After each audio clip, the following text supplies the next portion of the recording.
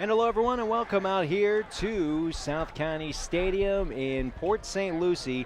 For more than 6 decades, WSTU and Stewart has presented high school sports on the radio, and that tradition continues worldwide on both WPSL 1590, the talk of the Treasure Coast, and WSTU 1450, Martin County's heritage station. Treasure Coast Sportsnet, in association with the Martin and St. Lucie County School Districts, presents the Game of the Week. Tonight's event featuring the Martin County Tigers taking on the Treasure Coast Titans, live from South County Stadium in beautiful St. Lucie West. The Game of the Week brought to you by the Quit Doc Foundation of Martin County, St. Lucie Battery and Tire with 13 locations to serve you, Hoskins, Turco, Lloyd, and Lloyd supporting Treasure Coast high schools for years, Nice Air cooling the Treasure Coast since the 70s, Stimmels of Stewart, sponsors of the Stimmels Halftime Report, Max Stuckey, a proud Notre Dame alum and supporter of local high schools for decades. RV Johnson Insurance of Stewart. And St. Lucie Draft House on US 1 in Kitterman Road in Port St. Lucie, supporting high school athletes year-round on both WPSL and WSTU. Hello, everyone. I am Mike Thomas, and to my right is Eric Dober, and we have, Eric, what is shaping up to be a beautiful night for football. It has been a rainy week. All 8 games on the Treasure Coast last week washed out. We all know that. Some of them made up, most of them canceled. We were a little bit worried about the status for tonight's game. Ton of rain yesterday, flooding all throughout the Treasure Coast today. And just a little bit before game time, it was raining here, and then all of a sudden, boom, skies cleared. We had a gorgeous rainbow setting on the far side of the field from us, and right now, the sun is out. There's still a couple clouds in the sky, but it looks like we're in the clear. Yeah, we are. I wasn't in the clear all week at work. I have the wet boots to prove it. It was a rough week outside. I'm sure they didn't get much practices in, and missing a week last week. But the field looks incredible as usual. It's one of the prettiest fields you're going to see here in the Treasure Coast. And these kids are ready to play. May slow the running game down a little bit, but probably not too much. Field looks good. Weather's perfect. Sun's behind the overcast clouds. It is a beautiful night for a game. And we have a beautiful field in front of us. That's right, South County Stadium. We always love coming out here to broadcast games. Such a beautiful field. And with all that rain, I was wondering, well, what's the status of the field? Well, it drained so perfectly that it looks like it's in immaculate condition. You just have one stretch right across the 50 that's a little bit on the rough side. But outside of that, everything else is looking great. So we should have a good night for football here, and we thank you for joining us on the Treasure Coast Sportsnet. Now, Martin County, we've talked about them a lot over the past couple of weeks here this season. They're 3-0 already on the season, coming in, playing great football on both sides of the ball, offense and defense. But then they're going to be facing a Treasure Coast team that we actually don't know a whole lot about so far in the season. They're 1-0. They beat Jupiter back in week 2 of the season. They had week 1 off. Last week's games for Treasure Coast was washed out, so that one game is all we've been able to see from them so far.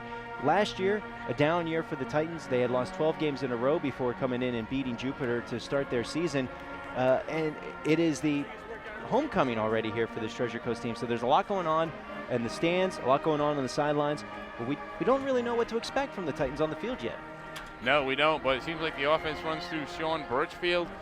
Quarterback in his first game, 3 of 5, 70 yards with a touchdown, and then he also added 62 yards on the ground with a touchdown. He's going to be the offense on this team, so there's the key to Martin County's defense to stop him.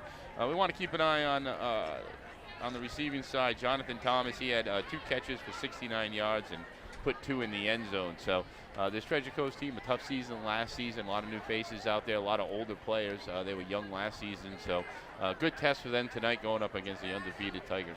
Yeah, and looking at the Treasure Coast roster before coming over here today, and it's a lot of juniors and seniors, and we talked about it. It's a trend that we've seen throughout the Treasure Coast where last year we had a lot of sophomores and juniors and a lot of freshmen playing, and now those guys have all grown up. And so last year we took maybe a step backwards in terms of overall football with all the high schools here because we had a lack of experience. Now we seem to have a ton of experience every school you look at. Yeah, a lot of senior leadership, a lot of kids stepping up, a lot of young players playing like seniors. So we got a lot of guys who've been around a long time throughout the whole Treasure Coast, and it's been a lot of fun keeping up with these guys. Some of them seem like they're never going to graduate, but a lot of new faces in this game too on the county side. A lot of names we haven't heard before, not a lot of stats on them either, but seems to be a lot of athletes out there, and it's going to be a great game. Looking forward to a good tight battle. I think a defensive game might be in order for a change. We've been seeing a lot of offense. I can't complain whenever we see offense, but a good defensive game, especially if it does rain just a little bit more and you get those muddy jerseys. Yeah, that might be a fun night for football. Well, we're going to go ahead and take a break and come back just a little bit closer to kickoff here. You're listening to the High School Football Game of the Week on WSTU and the Treasure. Great news! Your St. Lucie Public Schools has created an app available for you to download today. It's easy. Just go to your online app portal and search for St. Lucie Public Schools.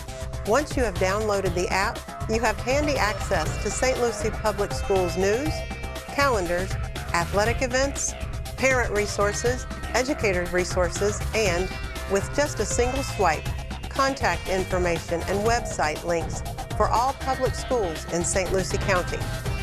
In addition, this app provides you with the ability to follow us on Twitter. Here you can receive more frequent information and real-time happenings in your St. Lucie Public Schools. Download the app today.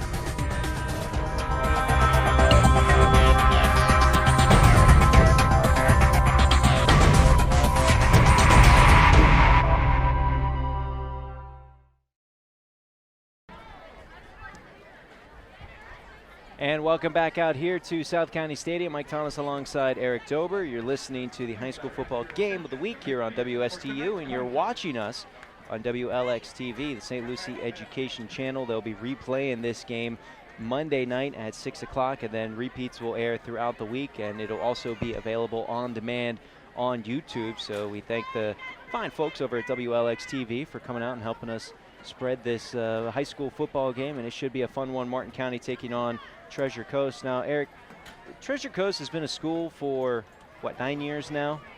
And this is the first time Martin County and Treasure Coast have played together on the football field. That boggles my mind. It is hard to believe because actually the two schools aren't that far apart. If you cut up through Becker and through Citrus and wind your way back here, it's really not too far from the actual campus of Treasure Coast. So it's kind of hard to believe that these two never faced off. Let's get it done. First game, maybe a tradition here. Not only is it the first meeting between these two teams, it's Coach Kenyon's 100th game as the Martin County coach. He's in his 10th season. He's 48-51 overall coming into this game. We've had a couple of milestones with him, and it's kind of cool to be able to see his 100th game on the sidelines. He's certainly been a mainstay over the years. Yeah, that's a long stretch there, probably now the longest tenure after Coach Lavelle has left. So he is now the king of the coaches. And he's got a great team right now. They're trying for their first 4-0 start since 2006. They're playing great on both sides of the ball, offense and defense, and they're doing it with a freshman quarterback, George Johnson, who took over in the Kickoff Classic after their junior quarterback, Austin Kirkendall, who prepared all summer to be the starter. And in fact, he's been the starter since his freshman year. He busted his finger. He's been out ever since, and George Johnson has come in and has done a fantastic job. We're going to have to wait to see him, though, as Treasure Coast is going to get the ball to receive and start this game. So it's going to be Treasure Coast offense getting out there, and Martin County's defense, who has played lights out this season, giving up a total of just 20 points all year long. Yeah, that's a fantastic average, 6.67 on the season. They've only given up a total of 584 yards, and they're very aggressive team tackling. It's a great unit out there. The front line has been doing a great job not letting running backs get into the secondary, and they got some hard-hitting free safeties that are going to be coming up and making the pops. And sometimes I feel like that's what Treasure Coast may take advantage of them, is their over-aggressiveness and maybe able to go over the top a little bit and find something deep. But we'll see how the game pans out, because they have yet to really give up any big plays.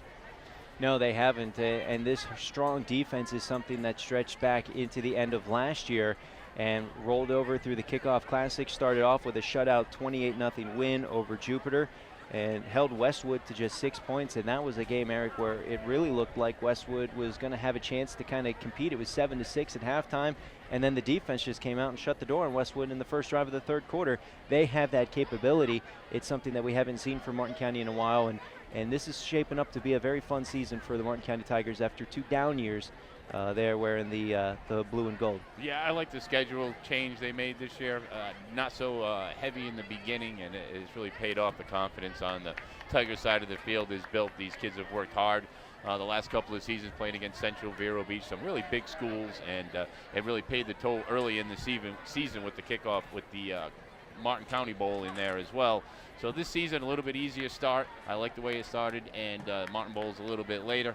And they're going to, they're taking their young players and having the opportunities to develop them into a team. And, district play coming up is going to be huge for these young players to get the playing time they need. You talked about that schedule. They've had the same schedule for several seasons now, and ever since we moved the Martin Bowl up to the first game of the season, they would lead off with South Fork, and then they would follow up with Fort Pierce Central and Vero Beach, two of the top perennial teams here on the Treasure Coast and have been for about 5 years now. Brutal way to start your season, and South Fork has been, right there at the top of the pack behind Central and Vero Beach. So you're going off against three of the toughest teams year in and year out to start your season. They didn't do that this year. They started off against Jupiter, Westwood, and Okeechobee, and now we've seen big improvements from Westwood and Okeechobee this year. Okeechobee was 2-0 when they met last Saturday, but still probably like running in quicksand when you're facing off against teams like Central and Vero Beach, and then a little bit of a breath of relief when you're going up against some of the other opponents they've had, even though they've definitely made their strides this year. Yeah, they did, and they stopped a tough offense in Okeechobee with Bubba Flood at quarterback. That's a running offense, and you got to grit your teeth and hold the line of scrimmage, and they did it. So hats off to the defense for being able to stop the run. They seem to be stopping the pass, and we got to get on with this game, I think. Got the national anthem down on the field. We'll take a break and come back with a kickoff here live from South County Stadium. It's the high school football game of the week. Great news! Your St. Lucie Public Schools has created an app available for you to download today. It's easy. Just go to your online app portal and search for St. Lucie Public Schools.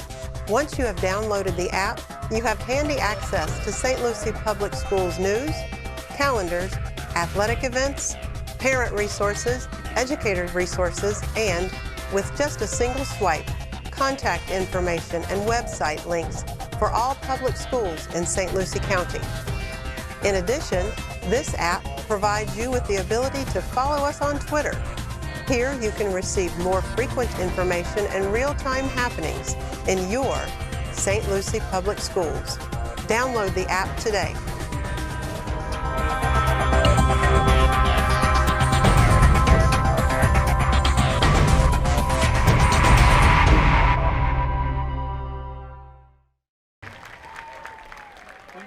Welcome back out here to South County Stadium. Mike Thomas alongside Eric Dober, just a couple of minutes away here from the start of this high school football game of the week. Martin County taking on Treasure Coast. And Eric, like we said during pregame, we don't know a whole lot about Treasure Coast. They've only had one game so far this season. It was 2 weeks ago. 28-13 win against Jupiter, snapping a 12-game losing streak for the Titans. Their game last Saturday against Satellite was postponed, just like every other game here on the Treasure Coast, and they were unable to make that one up. Martin County was able to make their game up against Okeechobee, but they had to play early Saturday morning. I think the Okeechobee kids said they had to meet at the school about 5 a.m., and then they kicked off at Martin County High School around 9, so certainly a tough out there. But for this Titan team, what we saw against Jupiter looks like they're led in passing by Sean Birchfield, and also in rushing from Birchfield with 14 rushing attempts from him. Yeah, and there's a handful of other players who have 6-5 carries, 4 carries. So they distributed the ball in that game quite well in that victory. So we're going to have to go with Treasure Coast as being a running team, only 5 passes in that game. They're going to keep the ball on the ground. And we'll let you know what kind of style of football they play, because we know Martin County is going to go 3 down linemen, sometimes 4. They're going to stand up 3 linebackers.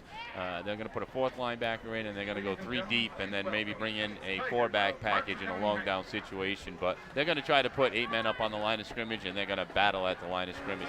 And it's a good defense. And we have a better idea of what we're going to see on the other side of the football with Martin County.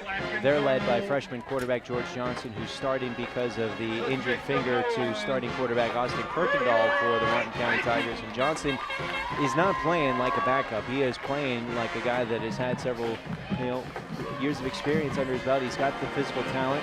He's got the ability to make some plays. He makes mistakes here and there. You got to remember, he doesn't look like a freshman, but he is a freshman.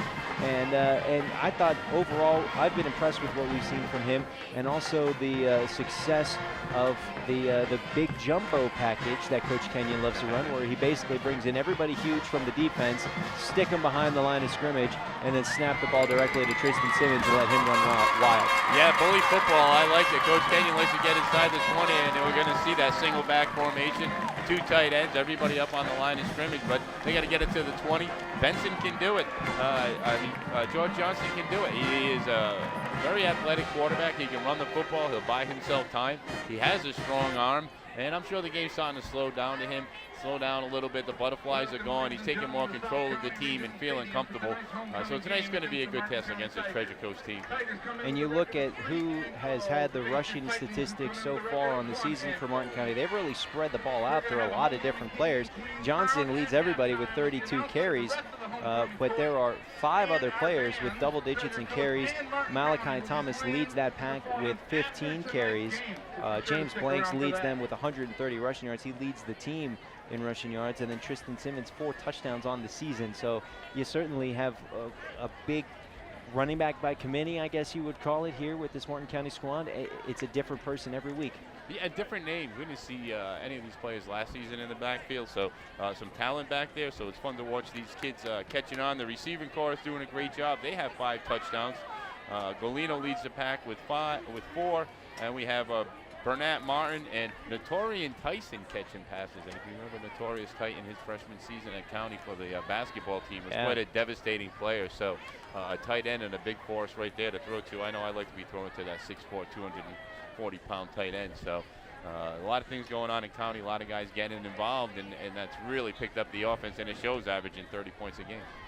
Well, we are waiting to get set here at South County Stadium. We've got substitution already on the kickoff return team for Treasure Coast. Back to return this will be Jonathan Thomas and William Bobo, numbers 2 and 8 for Treasure Coast respectively. Kicking it away for Martin County will be number 14, Skylar Reese. And if you tuned into the Coach's Corner Thursday night at 6:05, you heard Eric and I talking about how this kid is able to kick it, and most of the time when he hits these off, it's going into the end zone, meaning the other team's starting a lot from the 20. So once we get set, and we're just getting word from the officials, some delay down there on the field as we're getting ready to get set, but just put the ball on the 20 and let's get on with the first play. You don't even need it. It's just a formality putting the kickoff team out there. This kid's got a monster leg. Martin County, the field coverage team. Look at these Titan fans walking up here. They get the painted on tuxedos in black and gold. It is homecoming here. It is. You got to wear your best to homecoming. Sometimes that's a painted on tux. Nothing wrong with that. Let's hope it doesn't rain.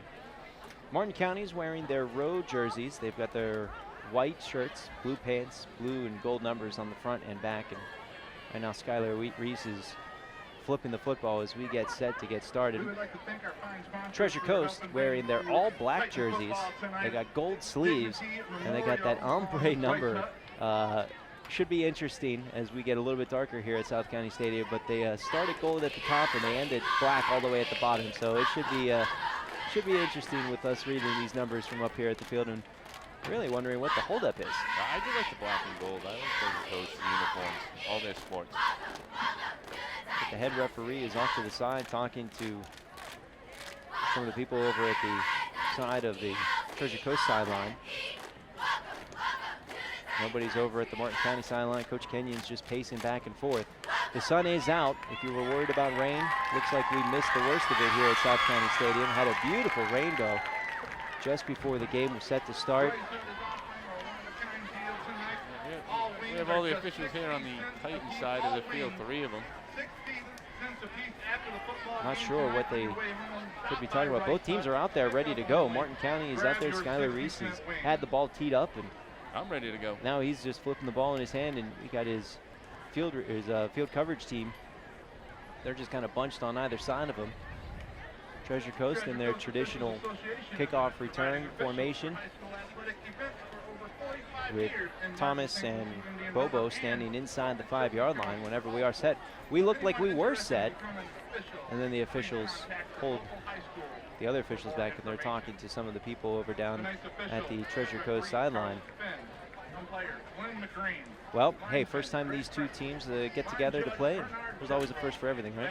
Yeah, I guess. Preseason's over, even the officials should be in tune.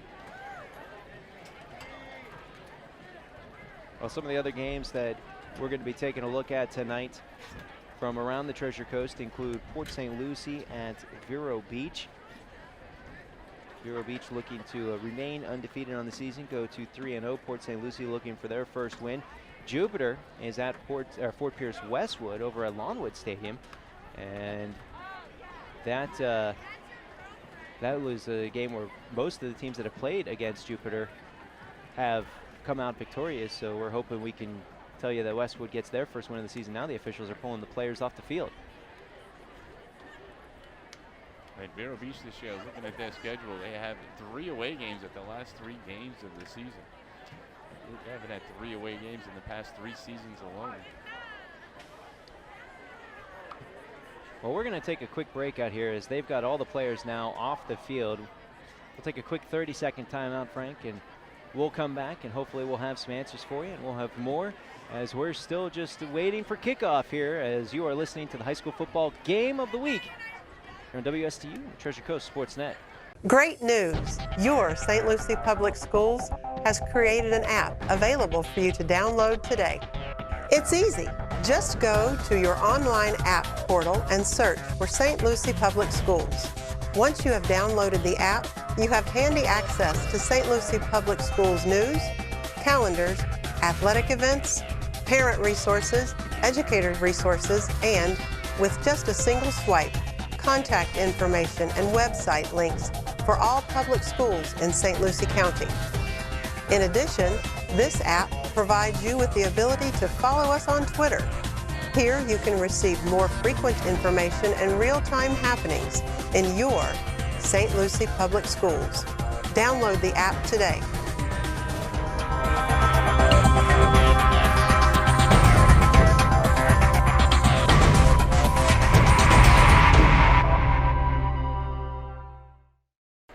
All right, well, not sure exactly why we had the delay that we did, but the teams are back out there on the field. The officials are now going to take their spot. I don't know if we had they've swapped out the 4 down marker that they have over by the chains on the far side of the field. Not sure if It only went up to 3. maybe, who knows. That's what we were waiting for, though. They ran it out on the field, and now they're ready to go. So here we go. Hopefully that was the issue, and we are set. You're listening to us on WSTU. You're watching us on WLX TV, St. Lucie Education Channel. Game is available, aired throughout the week on replay, and it will be available on demand up on YouTube. Skylar Reese backing up, taking an 11-yard run, and we are set to start finally here in high school football game of the week. First ever meeting between Martin County and Treasure Coast. The kick is up by Reese. It's a line drive, backed up, and will go into the end zone for a touchback. Easy money, Eric, there. Treasure Coast starting at the 20. He only made it by 2 yards, so he didn't come anywhere near the goalpost this time. Looked like he missed it. He still went in the end zone. Treasure Coast will take over at their own 20-yard line to start. And looks like we're going to have Birchfield coming out from the side, and he'll be our quarterback for Treasure Coast, number 9, going into the huddle. Back there in the huddle with them, notice Jonathan Thomas. And now they're kicking out Phobos all the way over to the sideline. Comes out, looks like there was a little bit of miscommunication, but we break the huddle with enough people. Keontae Blackwood, wide receiver, going out wide to the left. And Birchwood is going to operate out of the gun. He's got 3 receivers spread wide to his right, and now a whistle blows. And the penalty marker is down, and it's going to be a delay of game.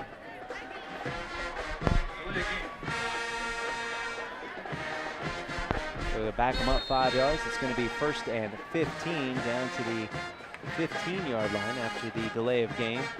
For Treasure Coast, some confusion getting the right personnel out there. Now they come back out in that same formation. Birchwood in the gun's going to send a man in motion. High snap. They're going to hand it off to number 4, Blackwood. Blackwood coming around on the end around, and he was swarmed by Martin County defenders as he gets outside the numbers. And then there's some extracurricular activity, and multiple flags come down after the play.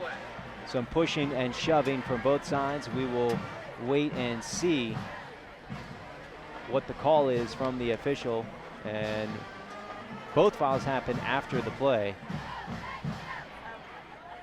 So it looks like we're going to get taunting on both sides. It's going to wash that out. And we'll wait and see where they set up the ball. There was an end around to Blackwood, and it did not fool the speedy Martin County defense.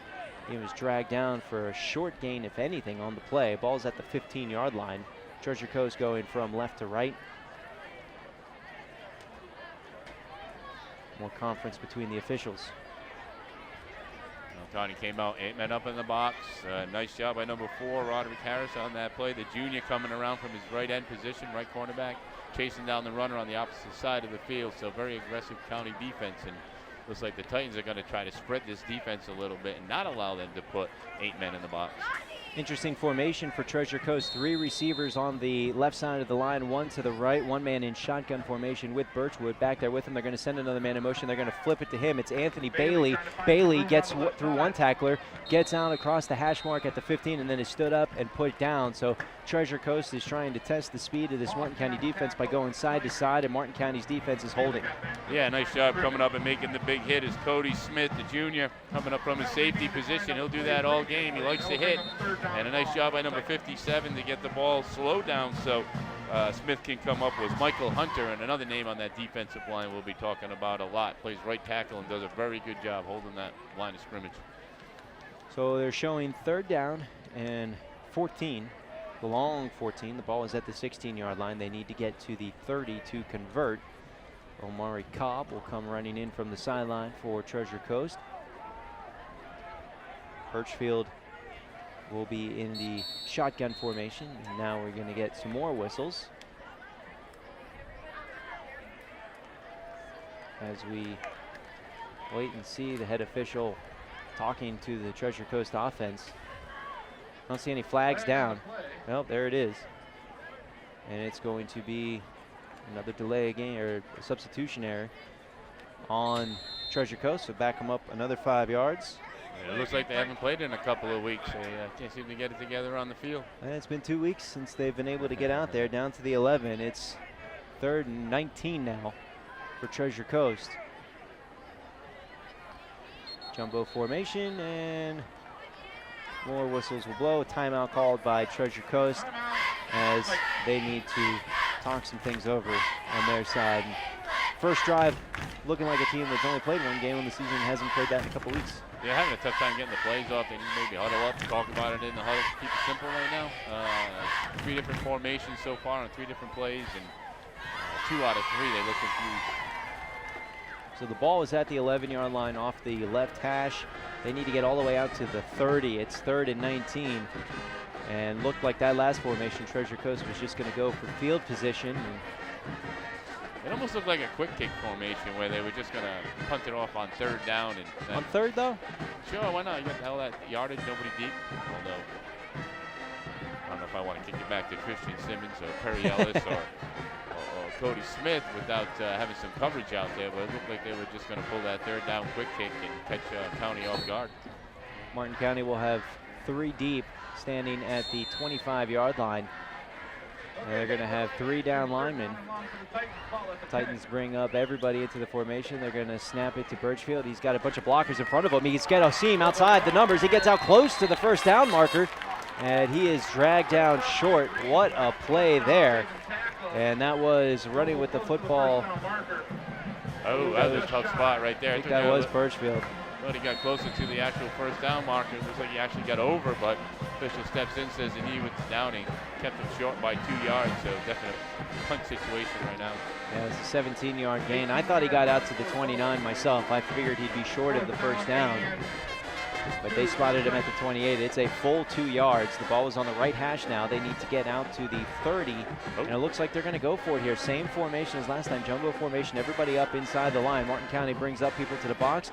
Now we get massive movement over from the left side of the line over to the right. And we're going to get a timeout called by Treasure Coast. So they burned 2 timeouts here on this opening drive. They should have ran that play. Martin County didn't make the shift with the unbalanced line. Every lineman stayed in open territory, and the Titans definitely outweighed the County defense 2-1 on that right side. They should have ran the play. They had it. Now they're going to make the adjustment and make the shift. So it's 4th and 2. Treasure Coast has gone mostly backwards, but they did have a 17-yard run from Birchfield on 3rd and 19 to set up this 4th and short. And now the punting team is coming out for Treasure Coast. So it looks like we're going to get Malachi Thomas back to return the punt for Martin County. And Anthony Bailey looks like he's the one that's back to punt this one away, standing at his own 13. It's a high snap. Bailey gets it, steps forward, almost blocked. It's a short punt that's going to bounce on the Treasure Coast 40 and then take a tight roll across midfield and will be down at the 45-yard line. That's where Martin County will take over. So their defense held. It was a long 3-and-out, but it was a 3-and-out. Martin County defense did their job. Now we'll see what the offense can do starting from their own 45. Well, they got 3 plays off, a penalty, burned 2 timeouts, and punted it to the 45. So I don't think that's the way they planned this game to start. In County good field position and momentum. Johnson will be out there in the pistol. He's got 2 backs with him. 3 receivers, 2 to his left, 1 to his right. Treasure Coast is going to bring up a lot of guys up into the box. They've got 3 down linemen. They're going to motion out Malachi Thomas into the slot on the right side, and then we're going to get motion on the right side of the offensive line, although the Martin County linemen are signaling that it's against Treasure Coast, and it is. They got motion. One of the defensive ends over there jumped across, and so that's a free 5 yards for Martin County. It'll be 1st and 5. Yeah, Brian Waldman, number 44, reached out and touched someone on that play. Johnson in the pistol. 3 receivers. He is going to hand it off to his tailback, number 4. He's going to get gang tackled before he can get back to the line of scrimmage. That's Roderick Harris, a junior running back, and he is going to get, they're going to give him forward progress, and I think that's a generous spot there because it looked like he was tackled on the Martin County side of the 50, but as it is, it's a run for no gain. It's 2nd and 5. Johnson in the pistol, Harris the tailback. They've got 3 receivers now. Anthony Golino looks like he's lined up in the tight end slot. Notorian Tyson, the lone receiver on the right side of the line. He's got a lot of coverage over there. They're going to hand it off to Harris. Hit behind the line, stood up, and will be dragged backwards. What a stop there from the defensive line of Treasure Coast. They swallowed him up for a 1-yard loss on the play, and that is going to be 3rd and 6. Benjamin Dorison on the tackle, number 51, shooting right up the middle. Split between the center and the guard, got right on the running back. No opportunity for Harris to get out of the backfield at all. Ball was right in the middle of the field at the Martin County 49-yard line. 3rd and 6. They need to get to Treasure Coast 45 to convert. Johnson wants to pass. Whistles blow. Play is dead. Flags are down. It's false start. It's going to back him up 5 yards. Yeah, Bernat Martin on the kind of across the middle of the field is where Johnson wanted to go, but play called dead. Right back to the original line of scrimmage. Actually, a little bit past that. It's all the way back to the 44, so it's going to be 3rd and 11 now. Treasure Coast defense doing some good stopping the runs right up the middle of the field. 2 running backs back with Johnson in the pistol, 3 receivers spread wide. Now they're going to motion Thomas out to the slot on the right side. Johnson wants to pass. He steps up, he throws, he took a shot, and that's a high pass out of bounds. Johnson stepped up because had to float that one because he got rocked by number 56 for Treasure Coast. Thought it was 56, 55. That is Brian Waldman. Waldman running free and forcing the incomplete pass. They gave up that first 5 yards, reaching out over the line, and then made it up in a big way with 2 big plays, put the pressure on the quarterback. Aaron Thrill high over Tyson's head. Skylar Reese will line up to punt this one away, standing at his own 30. It's a low snap, he dropped it, and he's in trouble. He has to roll out, and it's a low line drive punt that's going to bounce and take a Martin County roll. A great Martin County roll. It bounced outside the 35, and is going to roll all the way down to the 15-yard line.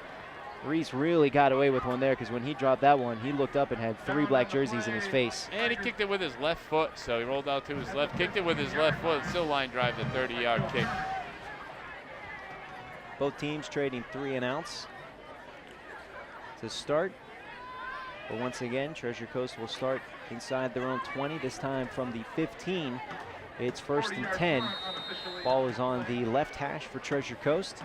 Birchfield will lead his team out of the huddle. Martin County once again dropping 3 guys back, about 10 yards off the line of scrimmage. Birchfield has 1 running back. They're going with that jumbo formation. Everybody's crowding the line of scrimmage, and this time Martin County's defense stops that run before it gets started. It'll be a short gain on the play. Yeah, nice job by the middle of that Tiger defense. 3-4 plays getting in on the play, led by number 57, Michael Hunter, followed up by his teammates, about 8 of them total getting in on that tackle, and no gain at all. Tough 1 yard. Out to the 17-yard line, maybe. Call it a gain of 2. It's 2nd and 8. Now we're going to split 1 man out wide to the left side of the line, and more whistles will blow. Let's wait and see what this one is. Sideline warning on Treasure Coast. Sideline warning assessed to the Treasure Coast Titans. Treasure Coast has a lot of players on their sideline. You look across at Martin County, and the number of players on the roster clearly is an advantage for Treasure Coast. And that time they were overflowing a little bit. Had to get backed up by the officials. Now we're set, 2nd and 8. And it's a direct snap this time to Bobo, and Bobo is going to run outside to the left, and they have not had any luck running outside on this Martin County defense. He gets dragged down for a short gain. It looks like he got out to the 18, maybe the 19-yard line. It'll be 3rd down. Just an attacking, swarming defense right now by the Tigers. Number 4, Ed Harris, once again coming out from his standard defensive end position, maybe a cornerback, just blitzing, heads up on the quarterback. He's going straight for the Titans quarterback, and that's his job. So it'll be 3rd and 7. The ball is spotted just at the 18-yard line. Martin County crowding the line of scrimmage once again. Going to get another snatch and handoff inside and tackled from behind by number 4, Roderick Harris. He wasn't fooled at all on the play. He came running in from the backside and dragged the runner down for a loss of 4. Yeah, the junior just having a great game out there on the right side. Nobody on him. He's lining up outside the defensive end, kind of like a roaming back. He's a small guy, not a large guy, but quick feet, getting off the line of scrimmage faster than any offensive lineman, and just wreaking havoc in the backfield. Thomas is back, standing at midfield to return the punt. Looks like Bailey is standing at his goal line to kick this one away. Treasure Coast with 3 guys back. It's a high snap. It's over the fingers, and that one is going out the back of the end zone for a safety for Martin County. They get on the board first. And the defense puts 2 points on the board. It's a good defense. They've been not giving the Titans the opportunity, and 2nd bad snap of the game. So right now the Tigers are going to get the ball back, probably in pretty good field position after the next kickoff. And Tigers are starting to feel, especially on defense, very aggressive. You almost got to lure them in and throw over them. You got to try something. Yeah, that time on 3rd down, they tried to run outside the tackles, and it just didn't work. They've had a lot of success kind of punching it right up the middle. But that time they tried to stretch the field once again, didn't work. They got stopped for no gain. And then on 4th down, they tried to punt it away from backed up into their own end zone. And it was a high snap out the back. 3-2 points for Martin County. They lead it 2-0 with 5:50 left to play here in the opening quarter. It's been a slow, choppy quarter. Both teams struggling to find some type of rhythm on offense, but the defenses have played well. Martin County's defense, of course, swarming here on this drive, and on the last drive, Treasure Coast defense really not letting anything develop up the middle in the running game. No, great defense by the Titans, very aggressive. They're playing more of a 7-man up front, man-to-man on their corners, because County's going to spread it, so they got man-to-man on the outside, but they're not going to give the opportunity for the Tigers to break anything or drop back and get off a decent pass. Simmons and Green are back to return the free kick for Martin County. Thomas is going to punt this one away or kick it away, and the whistles will blow again. And flag is down back at the spot of the kick. Yeah, that's an offsides. Most teams punt that ball away to get the height and give their team opportunity to get down the field, but Titans choose to put the ball on a tee and kick away.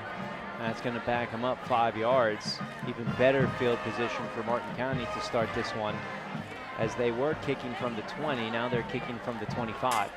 15. 15, you're right, I'm sorry. So I'm here for a minute. We'll try this again, teed up from the 15-yard line. Ball's at the 15-yard line after the safety. Martin County leads it 2-0. Treasure Coast kicking this one away. They've got it teed up. Thomas comes up, and it's a high kick, and it will be fielded up, muffed at the 47-yard line of Treasure Coast, but it is fielded by Green, and he steps forward across the 45 before he's shoved out of bounds at about the 44-yard line of Treasure Coast. Great starting field position once again for Martin County, but last time they had the football, they went 3 and out. We'll see if they can respond to the safety and add to their 2-point lead. Yeah, County likes to run behind their big lineman, number 58, William Labanowitz, and then number 74, Devin Segura. They're lining up on the right side, and that's where the strength is. So we'll keep an eye on those two. Usually where they go, the ball goes. And we got an official timeout on the field with 5:46 left to play. We'll take a break as well. You're listening to the High School Football Game of the Week on WSTU. Great news! Your St. Lucie Public Schools has created an app available for you to download today.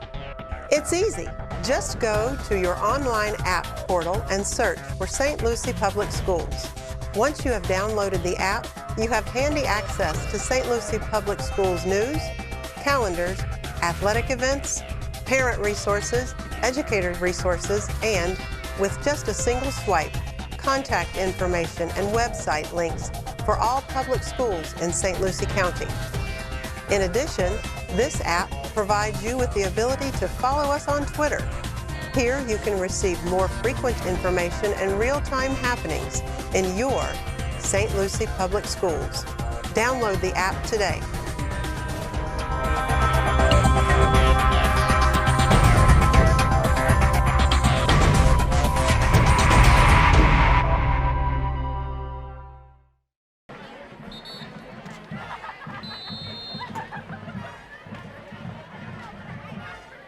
First down and 10, Tigers. Johnson and check. And off to Harrison immediately in the backfield. Gates went on the tackle. A little help from Dora Sam. Ball to Johnson. Welcome back to South County Stadium. Mike Thomas alongside Eric Dober. It was a 3-yard loss on first down for Martin County. Now they're snapping from the 47-yard line. Johnson in trouble. He's able to break free. He steps forward, jukes away from one man, then gets wrapped up from behind and dragged down at the 45. So he was able to turn a disaster into a little bit, but it's still going to be 3rd and 11 after the unsuccessful run on first down, Eric. Yeah, Treasure Coast, they eating up the middle. Kind of what took an outside pass rush, left Benson the opportunity to get up the middle, but you know, Johnson couldn't get to the outside. Nice job by the linebackers to chase him down. 3rd and 11. Johnson in the gun. 2 receivers on either side of the line. He's under pressure immediately. He has to tuck it and run. He gets hit and then is drilled. No gain on the play as the pass rush for Treasure Coast is in the backfield every time Johnson wants to pass the ball. Yeah, and Omari Cobb coming up from his safety position to make the hit on the outside free safety. Wasn't fooled by the quarterback draw at all. Collapsed on the hole. A couple of linemen slowed him down and a big finish. So Benson, sorry, I keep on calling him Benson, but Johnson getting some big hits early in this game in the pocket and on the run. We got back to the original line of scrimmage, so it's 4th and 10. Reese is going to punt it away from his own 40. He's going to roll out to his left, and he's going to tuck it and run with this one. And he spins away from one that gets drilled at the 43. Big number 56 for Treasure Coast came flying up and just drilled him back. Reese, not sure if that was a design tuck and run or not, but he's going to be feeling that one tomorrow. Oh yeah, those kickers don't like to get hit, especially up around the shoulders. And on the spin move by the kicker, it didn't pay off that time because he got drilled. Gain of 1 on 4th and 10, so it will be a turnover on downs. And Treasure Coast will come out and they will get their best starting field position of the game from their own 43. Still waiting on our first down of the game. We're 3:53 left to play in the first quarter. Ball is at Treasure Coast 43-yard line. They're going to go back to their jumbo formation here. Birchfield's going to get the snap. He's going to roll it to his left. He has to spin away from one, gets wrapped up and dragged down. He was able to pick up a couple on the play as he gets out to the 45. It's a gain of 2. Stephen Moss grabbing him from his down lineman position. They got him listed as a linebacker, but getting in there and raising havoc. And Treasure Coast needs to get to that line of scrimmage a little bit quicker, even though they have all their blockers in. Somebody needs to pick up a body. Everybody's got to call a number. 2nd and 8. Ball is right in the middle of the field. They got to get to Martin County's 47 to convert. 3:20 remaining. Treasure Coast trailing by 2 points after the snap out of the end zone the last time they tried to punt the ball. Here's a direct snap, and the runner tried to bounce it outside. He had nowhere to go, dragged down just across the 45, and it was Birchfield or Bobo once again. And he's going to get dragged down for a very short gain on the play. Junior Green coming up from his quarterback position, making a good tackle around the waist, wrapping the legs, and not giving quarterback any opportunity, Birchfield, to get down the field. Birchfield coming into the huddle.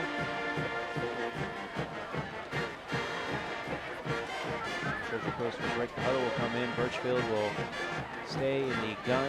He's got a running back to his left, and he's going to pass. He has time, steps forward. Now he has to tuck in and run. He's under pressure, and he is going to break away from the pressure, roll outside the numbers, and he gets popped as he throws. He tried to throw it away, but he took a hard shot. Looked like that was number 35, Nick Iman for Martin County with the hurry-up hit there, and it's 4th down. Yeah, Joe Turner chasing him down, getting in on the action, number 21. He had guys down the field, but that pocket really got small quick, and I'm surprised Birchfield even had the opportunity for a second throw. I don't know how he got out of there, but just shows you the athleticism he has and big play capabilities. Bailey standing at his own 30 to punt this one away. Thomas back to receive the punt for Martin County, standing at his 25. It's another 3 and outs for these offenses who have been trading punts back and forth in this first quarter. It's another high snap. Bailey gets it, and he gets run into. That's going to be a free play for Treasure Coast. The flag is out, and that'll be our first down of the game, and it's going to come by a penalty. Yeah, number 55, Stephen Moss got in there, got the leg of the kicker, and he came close last punt to hitting the kicker. And this time he really whacked him, and there's a first down. So Titans get their first down in the game, and I'm sure they'll take it. Absolutely. It was another high snap, though. That's turned into a trend on these punts. It's cost them 2 points already, but that time it might have helped him out because that high snap gave just enough time for the Martin County rusher to get into position to run into Bailey. And so they're going to mark it off. It was 4th and 8. And it is going to be a 15-yard penalty out to the 40-yard line. So that'll move the chains. I don't think that's how the special team playbook ran that one. Soft snap, take one off the leg for the team. No, I don't think so either, but it worked. It's 1st and 10 for Treasure Coast for Martin County's 40-yard line. First time they've taken a snap in plus territory here. Direct snap as it goes directly to Bobo, and he just runs right into the outstretched arms of Cody Smith, and Smith drilled him backwards, but it was a nice gain on the play from Bobo out to the 35-yard line, a gain of 5. Yeah, you don't really want your safety making those plays, but very aggressive Cody Smith coming up and making the play 5 yards. And basically, it's just student body right, student body left. Benson running behind 3 blockers in power formation and trying to find the holes. A little misdirection, I think, might play well. So Birchfield will be in the shotgun. Wilcox is standing to his left as the running back. They're going to snap the ball directly to Wilcox, and he'll run into the line. He's got a couple blockers in front of him, and he's finally tripped up as he crosses the 30-yard line. That should be close to a first down. It's really going to depend on the spot, and we'll have to just wait and see if they're going to move the chains or not. That was a good run there on that formation. They're starting to get a little bit of energy, and that is a first down. Our second first down of the game, and 2 straight runs from Wilcox gets him out to the 29-yard line. It's time for County to stop making the shift towards the strong side, go towards the wing, go towards the extra back behind the tackle. Shift down your defensive lineman one shoulder to the left towards the strong side, and I think they won't get overpowered. Another direct snap to Wilcox, and he will shift his way through the line. Then he gets stood up and drilled backwards. They got out close to the 25. Looks like they're going to give him progress to the 24. The 26. That's a gain of 3. Any power offense, eye power, or any situation where you bring in an extra tight end, you're looking to run the football, and you're gaining 3 or 4 yards on those type of plays, you're having success. And that's what the Titans want to do, try to just push the defensive line back enough to pick up 2 or 3, 4 yards and play 4 downs for the first down. Under a minute to play in the quarter, 2-0 Martin County lead. It is second down for Treasure Coast. And we're going to get another direct snap as this is Wilcox diving forward, and this time not a whole lot there. He just kind of tucks his shoulders and dives forward and is going to pick up a couple of yards. And that's how you look at it. Now it's third down and you have 4 yards to go. So you have 2 downs for 4 yards. And if I had a power offense, that should be made. You're trying to outnumber the defense with blockers and just push them back. No frills, no thrills. You just pick the guy out in front of you, stay shoulder to shoulder, and push him back.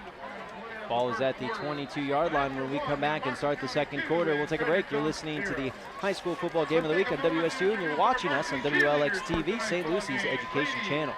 Great news! Your St. Lucie Public Schools has created an app available for you to download today. It's easy. Just go to your online app portal and search for St. Lucie Public Schools.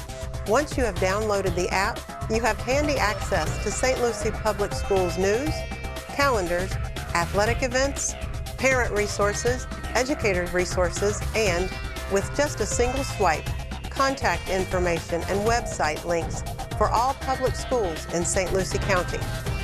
In addition, this app provides you with the ability to follow us on Twitter. Here you can receive more frequent information and real-time happenings in your St. Lucie Public Schools. Download the app today.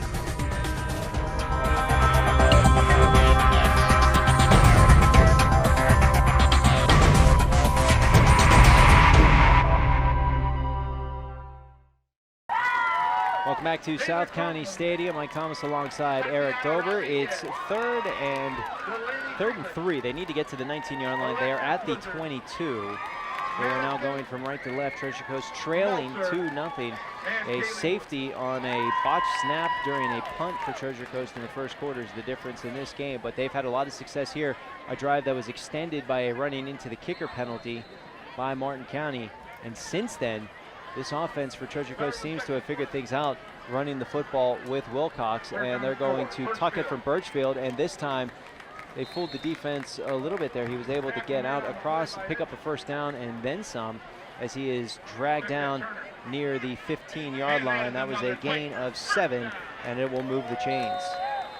Yeah, it looked like tackle made by number 31. If you want to call it a tackle, Birchfield pretty much leveled the linebacker and took him for another 2 yards backwards. So right now the Titans are feeling it, and their offensive line in Romano and Evans, 2 big fellas, number 77 and 71, getting the job done. There's a snap to Bobo, direct snap, he's got some room up the middle, fumbled the football, and Martin County looks like they're going to jump on top of it, and we will wait on the official signal. There it is, Martin County has recovered the fumble. And that was a big hole up the middle, pulling guard, opening up the hole even larger, low hit on the quarterback there, Benson at Birchfield, and he just lost the football. And an unfortunate, too, because that was a great drive for the Titans. Looked like they were really going to march it right in the end zone without too much trouble, but defense that bends but doesn't break. Got the break there, and now they have a long opportunity to put one in the end zone, but they kept 0 on the board. Bobo lost the football as he was crossing the 5-yard line. Martin County takes over Johnson, turns around and hands it off, and nowhere there. This defensive line for Treasure Coast doing a great job once again, dropping him down at the, looks like it'll be a gain of, or no gain on the play, as he is dragged down at the 5. But this defensive line's just eating the inside of the offensive line for Martin County. Yeah, nice job by Brian Wallman, shooting the gap from his linebacker position, getting a little help from the safety, number 1, Omari Cobb, putting the pressure. There we go, out of the pistol. Johnson will hand it off to his tailback, Harris. Harris has some running room and gets outside the hash marks on the left side of the field, still diving forward as he crosses the 10, and then will get out close to the 14, and it's going to be 3rd and short. A nice run, took it outside, saw a hole on the inside, and just turned it up the field, kept his shoulders square, ran into his first tackler, bounced off him for 2 more yards. It was a gain of 9. It is 3rd and 2. Johnson out of the pistol. Going to come out, bark to his offensive line. Treasure Coast looking like they're going to rush 4. And then whistles will blow after the ball is snapped. Penalty marker is down, and it's a false start called on Martin County. And penalties have really killed both teams here in this game, Eric. Yeah, and it has been the sloppy penalties, delay of games, false starts, not having the right personnel on the field. So pretty much all in all, other than a great defensive game, everything else in this game has been pretty sloppy. They need to get to the 16-yard line. The ball is at the 9.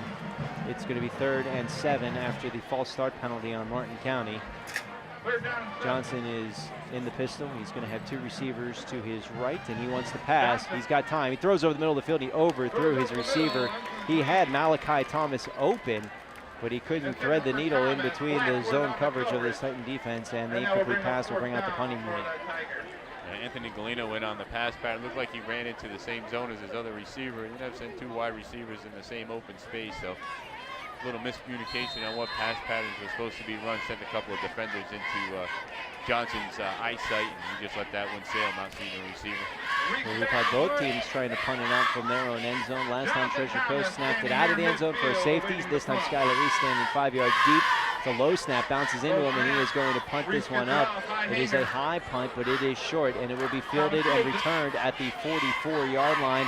And the return man immediately is swallowed up, and he'll get forward progress out to the 45-yard line. But once again, great starting field position for Treasure Coast. Last time they turned good starting field position into a strong drive, but they turned the ball over by a fumble. We'll see what they can do with just under 10 to play in the first half. Yeah, there's no doubt in my mind Birchfield wants that football back. He knows that he lost that football on a good drive, a drive that could have potentially put some points on the board. And I think this Titan offense is really going to find their niche in this game, how they can run the football against the Tiger defense, and they're going to continue to pound the ball until the Tigers can make the adjustment and make some stops. 1st and 10, the Titans are going from right to left. The ball is on the right hash. Birchfield will stay in the shotgun formation. He's going to run it himself. He's got some blockers in front of him. He's going to pick up a chunk of yards out to the 40, crosses that down to the 39-yard line, and that will be a gain of 6. Definitely the Titan offensive line picking up the pace. They're picking up their blocks. They're opening up holes. They're getting better angles on their blocks, and that's giving Birchfield the opportunity to look for holes and slice his way up the field. And in a power offense, you're gaining 5 yards a carry. It's a matter of time before you get to the end zone. 2nd and 4. Ball is at Martin County's 39-yard line. They've got 3 receivers spread wide, 1 to the right side of the line. Birchfield is going to run. He's going to keep it himself, and he has some room. He dives out just short of the first down marker as he gets down to the 35. It looks like they'll spot him just short of that at the 36. And there's a flag down. It's going to be holding on Treasure Coast, and this is going to back him up even more. That's what you can't do when you have a running offense. You can't give away yardage. When you're running that power offense and you're chunking off 3, 4, 5 yards a carry, going backwards 5, it hurts you. Even though you have another play, it's tough to keep on chunking off those big yards to be consistent and get those 4 down first downs. And they're going to mark it. That was a hold that was fairly far downfield. So it's going to back him out to the 47-yard line. It's a loss of 8. Yeah, it must have been an outside guy picking up one of the wide receivers, getting a hold, even though the run was up the middle. Why hold? You don't even have to block. Birchfield in the shotgun. Backs to pass and then steps forward. This is new runner. And that is going to be 28 for Treasure Coast. That's Jason Sue. As he gets out to the 42-yard line, a gain of 5. These runs up the middle, Eric, are having success on this Martin County defense. Yeah, it's not that you have a quarterback on this Titan team. You just have a bunch of running backs who are going to take the direct snap and head up the field.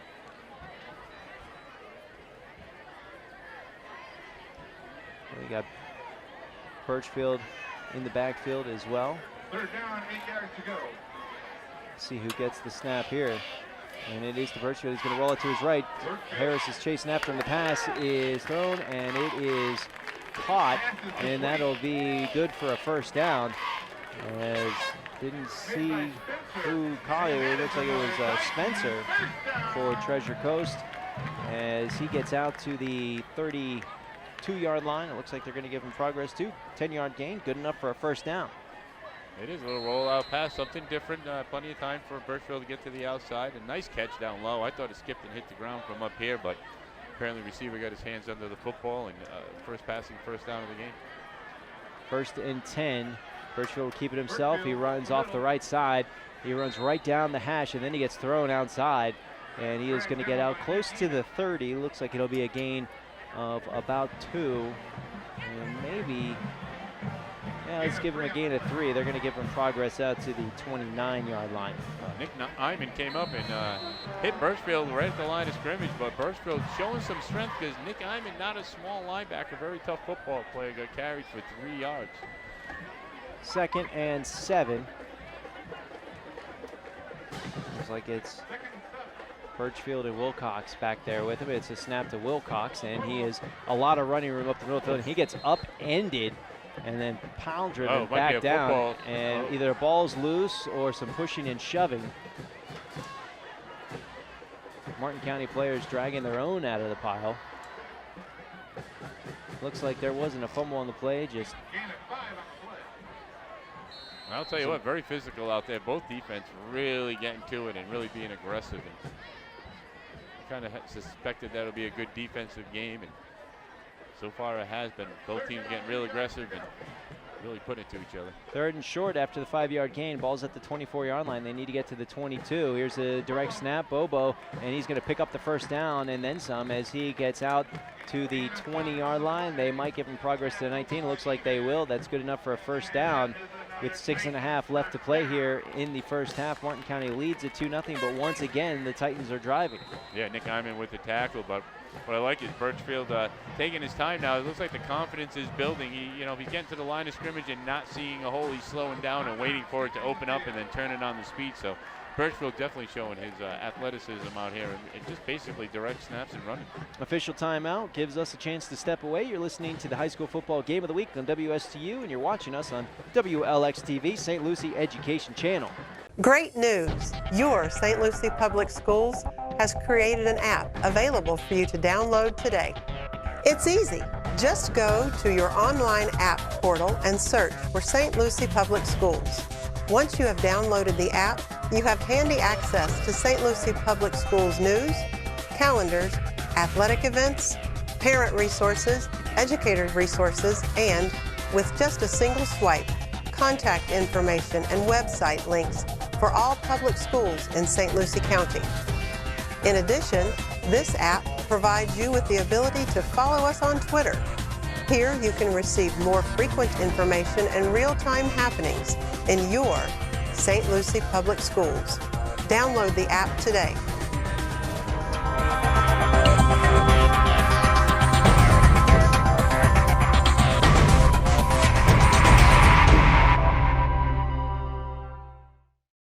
Welcome back to South County Stadium. Mike Thomas alongside Eric Tober. 6:31 left to play. Treasure Coast is driving. They had a 9-play drive the last time they had the football, fumbled inside the 10. Now this will be the 7th play of this drive, and they're in the red zone. 1st and 10 from the 19. Birchfield keeps it himself, and he is going to get across the 15 down to the 13-yard line, it looks like. That's a big gain on that play. Yeah, I tell you, the Titan offensive line and the backs are definitely opening up a nice wedge in there and leaving some big holes. Harris had to come from his defensive end position and catch Bromfield from behind, and that's what they seem to be doing, catching Bromfield from behind 2-3 yards down the field. So this offense that the Titans are running, where they just kind of veer out and open up a small hole, is enough for Bromfield to pick up 3 or 4. And it's a direct snap to Birchfield. He's running up the middle of the field, and he's going to get tackled down at the 6-yard line, but it is another 1st down for him, and it's going to be 1st and goal. Yeah, they're just attacking the middle. Just like I said, shoulder to shoulder. Hit the player in front of you, open up enough hole for your athlete to get through. And it's proven to be hard for Martin County to stop. We all know exactly where that ball's going. Might be a question of who's going to run it with that direct snap, but they can't plug up the middle of the field right now. Birchfield is going to be out there with with Treasure Coast. Looks like Bobo standing to his left, and the snap gets past Birchfield. He's running back. The ball is scooped up by Birchfield, but it is going to back him up all the way to the 20. And bad snaps rear their ugly head yet again. Yeah, penalty last drive and a fumble, and then this one, penalty and a bad snap. So Treasure Coast shooting themselves in the foot, and their offense is definitely putting some yards on the field. They had close to 100 yards rushing in this game here in the second quarter alone. So they're putting the ball to County, but they're killing themselves with the mistakes of the snaps and the penalties. Second and goal from the 18-yard line after the bad snap. Under 5 to play in the first half. 2-0 Martin County leads at Treasure Coast, threatening to retake the lead. Here's a direct snap running up the middle of the field. The runner is Bobo, and he's going to get out across the 15, down close to the 14-yard line, a gain of 4. It's going to be 3rd and goal. And almost back to the original line of scrimmage. Now you got to run the ball thinking 2 plays, 6 yards on the goal line, 7 yards on the goal line. You might have to throw a pass play in here in between the runs. So let's see what we got on this 3rd and goal play. Oh, they're on the 14. Yeah. From the 14-yard line, it is Bobo and Birchfield back. Either one to receive the punt. It goes to Bobo. He runs right side. He's got a corner. He tries to stiff arm, gets outside the 5, and is going to get knocked down inbounds just at the 4-yard line. Maybe they'll spot him down at the 5, and it will be 4th and goal. And Eric, this is decision time. Well, Treasure Coast, we've only seen 1 pass in the game so far. Pretty much been running with Birchfield the whole time. They're obviously not afraid to, they're going to bring the kicker out, Mike. Look at this. All right, so we're going to get a field goal attempt. Looked like it was Omari Cobb coming out. Bailey is going to kick the field goal, or at least he's going to line up to kick the field goal. Now we got substitutions running all over the place. We're going to delay a game. Nope, they're going to run a play here, and it's a screen pass caught, and the runner is going to dive to the end zone. He gets in. Touchdown, Treasure Coast. Some miscommunication on the defense after the trick play from Treasure Coast. Martin County couldn't respond in time, and it allowed the touchdown from Treasure Coast to give them the 6-2 lead with the extra point coming up. Yeah, that was a strange shift. Everybody lined up to the left, and they split the lines on both far sidelines, picked a side with the weakest numbers, and threw a screen pass. And we've seen a lot of times, we've seen a couple of teams run out with that to start the game, and a lot of times you see coaches call a timeout when they see that for the first time in the game just to make sure that their team can go over it. No timeout here. Treasure Coast takes advantage. They take the lead with 3:11 left to play here in the first half. This will be Jonathan Thomas set to kick the extra point. The snap is down and nobody's moving. The ball is loose and it will be tackled, so more miscommunication there. Thomas didn't make a move whatsoever after that ball was snapped, and Martin County's defense will get the tackle. Score remains 6-2 with 3:11 left to play here in the first half. We'll take a break. You're listening to the High School Football Game of the Week on WSTU. Great news! Your St. Lucie Public Schools has created an app available for you to download today. It's easy. Just go to your online app portal and search for St. Lucie Public Schools. Once you have downloaded the app, you have handy access to St. Lucie Public Schools news, calendars, athletic events, parent resources, educator resources, and, with just a single swipe, contact information and website links for all public schools in St. Lucie County. In addition, this app provides you with the ability to follow us on Twitter. Here you can receive more frequent information and real-time happenings in your St. Lucie Public Schools. Download the app today.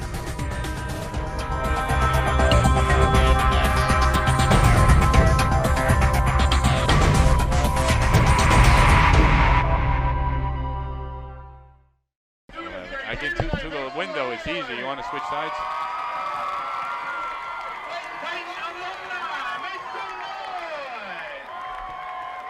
Who is it? That's 56. Number 2. Don't know who 56 is. Parents, make some noise! Faculty, staff, teachers, make some noise! Welcome back to South County Stadium. Mike Thomas alongside Eric Dober. It was a 12-play drive capped off by a 5-yard touchdown catch from number 2, Jonathan Thomas. The extra point was no good. Treasure Coast leads it 6-2, and they're going to kick it off to the sideline. It's going to go out of bounds, And that's going to give Martin County good field position, but Martin County hasn't got a first down yet. We got 3:11 left to play in the half. No, really. The Titans have, for a slow start, that first drive looking like they had no clue what was going on. Really turned it on halfway through the first quarter into the second. Really had dominated this game on the ground, and the defense has really got County confused. And with a trick play, they put 6 on the board and take a 4-point lead. There's a penalty called on Treasure Coast. And that's going to... I think the flag was for the ball kicked out of bounds, so. Yeah, okay. But Well, they're going out there to, illegal procedure is what I hear. They're going out to kick it again.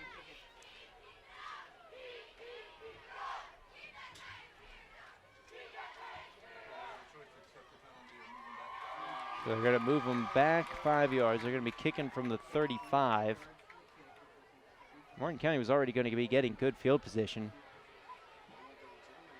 with the kick going out of bounds. The specialty teams in this game are just really putting the Titans' backs against the wall, whether it's on offense or defense, and can't seem to get a snap off, can't run a fake extra point, can't get a kick down the field. Thomas is lining up to kick this one away, and he kicks it, and that one will be fielded inside the 30, and whistles will blow. Penalty marker down at the line of scrimmage once again. Yeah, that was an offsides most likely.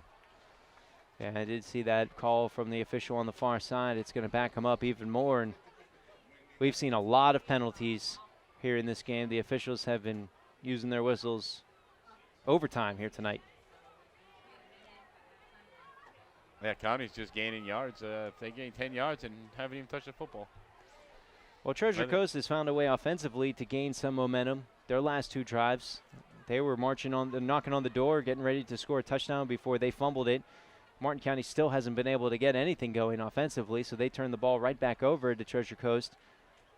And then Treasure Coast, they're just running right up the middle of the field at will in this first half of the game, especially here in the second quarter. Last drive of the first quarter here in the second. 12-play drive, ate up a lot of time on the clock, an over 6-minute drive. And they take the 6-2 lead, but now they got 2 straight penalties. They can't kick it deep. Now they kick it down the middle of the field, and it's going to get past the number 2, Tristan Simmons. He's going to pick it up and run forward. He's going to get tackled down at the 21. So all that, and it's still a good result for the Treasure Coast special teams because they kicked it right up the middle of the field, and it got past the return man. Alejandro Santos, number 7, getting down there in a hurry and getting to the feet of Tristan Simmons, a good athlete, but no blockers way back there for Tristan, so he brought it up as far as he could, but what turned out to be a kick from Titans 30, they ended up putting County on the 20. Coach Kenyon can't be happy with the way that went down. They had good field position, decided to back up Treasure Coast, and it ended up making it so he's going to have to go 79 yards to get a touchdown here. Johnson wants to pass. He has time over the middle of the field. That's caught by Thomas, and Thomas dropped it. He got hit as he was coming down to the ground, took a shot, was thrown backwards, and Thomas could not hold on to it as he was coming down through contact with the ground. The incomplete pass brings up 2nd and 10. Yeah, should have been caught. Nice pass over the middle by Johnson. Plenty of time. He first look, receiver wide open, hit him in the numbers, and though we had a first big gain of the day for the Tigers.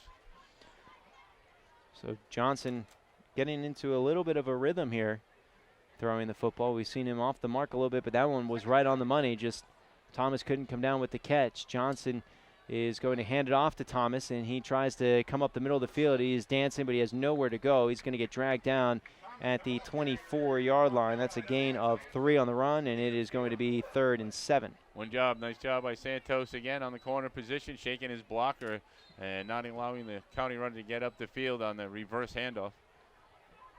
2 deep safeties for Treasure Coast. They don't want to let anything get by him here with under 2:40 to play in the first half. It's 3rd and 7. Johnson in the pistol. He has got Thomas motioning out to the slot 4 receivers wide. Harris is the tailback for Martin County. Treasure Coast with 3 down linemen, 4 guys up on the line of scrimmage. And Johnson wants to pass, and he steps forward. He's throwing a bomb. He's got one-on-one on the near sideline, and it is. Did he catch it? Did he stay in bounds? No. He had a receiver, Bernat Martin. Martin made the grab, but he wasn't able to get a foot down, and that will bring up 4th down once again for this Martin County Tiger offense. Well, I'm going to give the coverage to number 4. Blackwood getting back, staying with his receiver, not giving any inch, pushing him out of bounds, getting his hands up high, and I thought that was good coverage. County trying to spread the defense of the Titans and throw the football, but great job by the secondary. You know, we haven't seen that jumbo formation with the direct snap to Tristan Simmons yet this half. If they don't get anything going, maybe the next time they touch the football, I wouldn't be surprised if we see it pretty heavily in the second half. Yeah, we may see both teams running that offense. High punt from Reese. It's not going to go very far. It'll bounce on the Treasure Coast side of the 50. We'll take a Martin County bounce, but not much of one. It'll be down at Treasure Coast's own 48-yard line, and that's where the Titans will take over with just over 2 minutes remaining in the half. And they've got the 4-point lead, 6-2, and they've got all the momentum right now. Yeah, they do. They considering how they started out in that first quarter, the total turnaround, they got confidence, running simple plays, giving it to their best player in Birchfield, and really just playing power football, muscling the County players both on offense and defense. Ball is at the 48-yard line, 1st and 10 with 2:03. Let's see what type of offense we'll see from the Titans here, if they go back to the tried and true running or if maybe they try to hurry things up a little bit. They're going to go back to their jumbo formation and hand it off to Birchfield. Birchfield is going to push the pile forward, and he is finally dragged down as he crosses midfield out to the 47-yard line of Martin County. That's going to be a gain of 5. And that's exactly what you want to do. Power football, 4 or 5 yards. They're doing it well. They open up just enough holes. And really, if you take a look at the size of the Titan offensive line versus the County defensive line, it's a pretty big offensive line. And it's going to be a direct snap to Bailey. Bailey's got a bunch of running room as he gets out across the 45 down to the 40. And that was Bobo with the run. I apologize. It's going to be another first down. And that'll stop the clock with 1:27 as they get everything set. Ball is at Martin County's 40-yard line.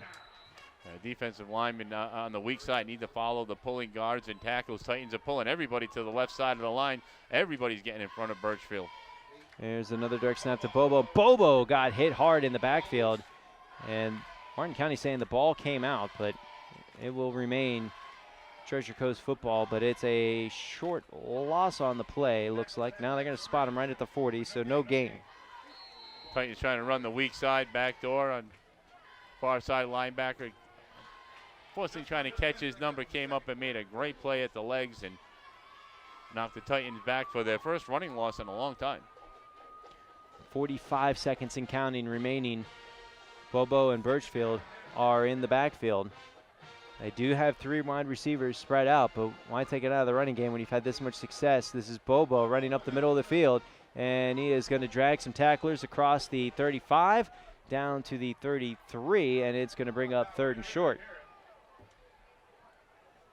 And now the Titans finding some fresh legs to get in there and play some power football, and it seems to be working. It's what you need to do. Well, they need to hurry up. 15 seconds and counting, and they're going to come to the sideline. That clock's still rolling, and I guess they're content to go into halftime up 6-2. So, okay. I guess we'll go to halftime then. They still had 1 timeout, but no passing game, so you might as well let it run. Might as well. That's it. We've played 1 half of football, and Martin County offense still hasn't gotten the first down. Treasure Coast offense rolling with their running game right up the middle of the field. They can't be stopped right now, and they've got a 6-2 lead. We'll take a break. We'll be back with the Stimmels halftime show. You're listening to us on WSTU and watching us on WLX TV. Great news! Your St. Lucie Public Schools has created an app available for you to download today. It's easy. Just go to your online app portal and search for St. Lucie Public Schools. Once you have downloaded the app, you have handy access to St. Lucie Public Schools news, calendars, athletic events, parent resources, educator resources, and with just a single swipe, contact information and website links for all public schools in St. Lucie County. In addition, this app provides you with the ability to follow us on Twitter. Here you can receive more frequent information and real-time happenings in your St. Lucie Public Schools. Download the app today.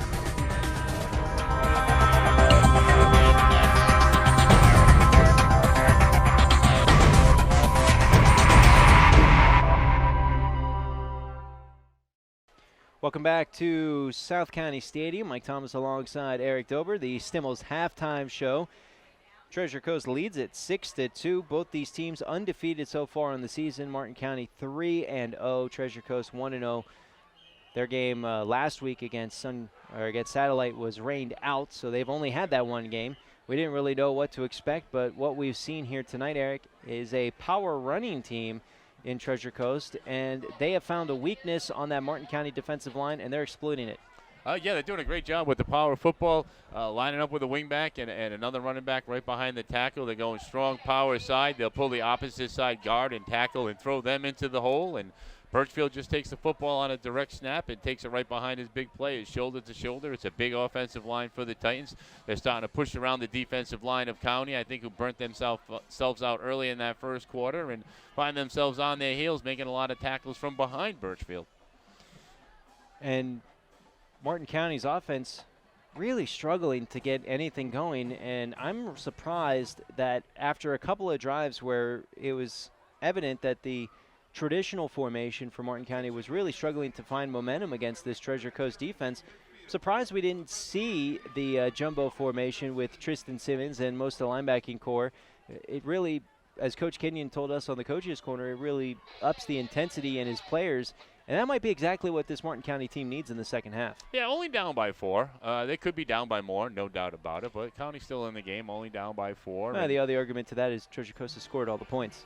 Treasure Coast has definitely controlled the football. That running game, that 4 or 5 yards a carry, it ticks a lot of time away. It doesn't give offenses the opportunity to get in a groove. It keeps you off the field for 7, 8, 9, 10 plays. And even though Titans didn't come up with any points on that first drive, they put the Tigers deep in their own territory. They can't find the running game. They can't complete a pass. So County can't get in a rhythm or groove to try to put some first downs together to put points on the board. And the Titans really, who had no momentum in the first half of the first quarter, really turned it around with the running game and the power of football. And right now, basically, the Titans are really just manhandling County up and down the field on both sides of the ball. And County really needs to dig down deep, grit their cleats, and fight through the blocks.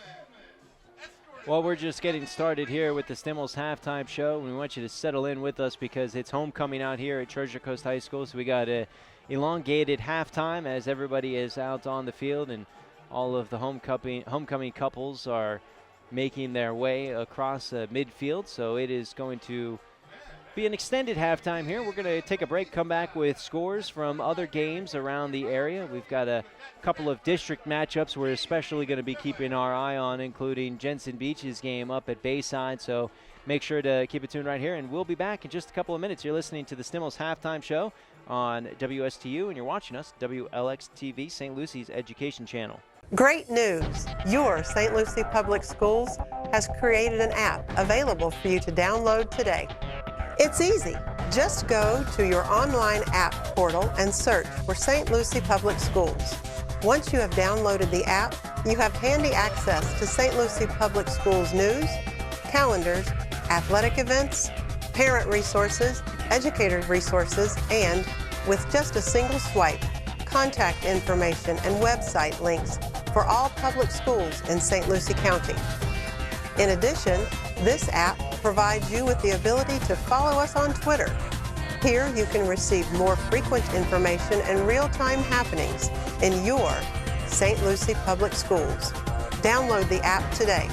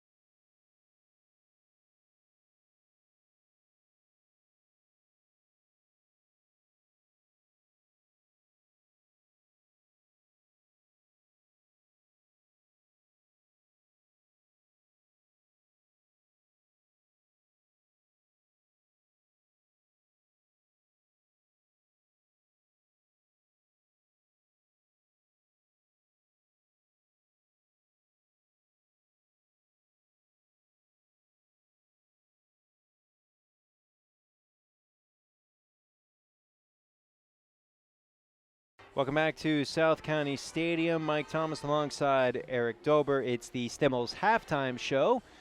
And we're taking a look at some of the other scores going on, but we have had a lot of games that have been canceled. And it's kind of surprising because our weather is so nice here at South County Stadium. It's rained a little bit off and on, but we had the sun come out before kickoff. There was a beautiful rainbow here, and it looked like we were in the clear. But some of the games that have been postponed looks like Sebastian River at Okeechobee, one of the first district matchups we had this week. It will be played 11 a.m. tomorrow morning. Okeechobee and Sebastian River. Sebastian River leads that series 10-4. It is the district opener for both those teams. Okeechobee was 2 for 4 in district play last year, but they are 2-1 coming into this game against Sebastian River, who is 1-1. South Fork had their game against Suncoast postponed until Monday evening, where they will play at 5:30.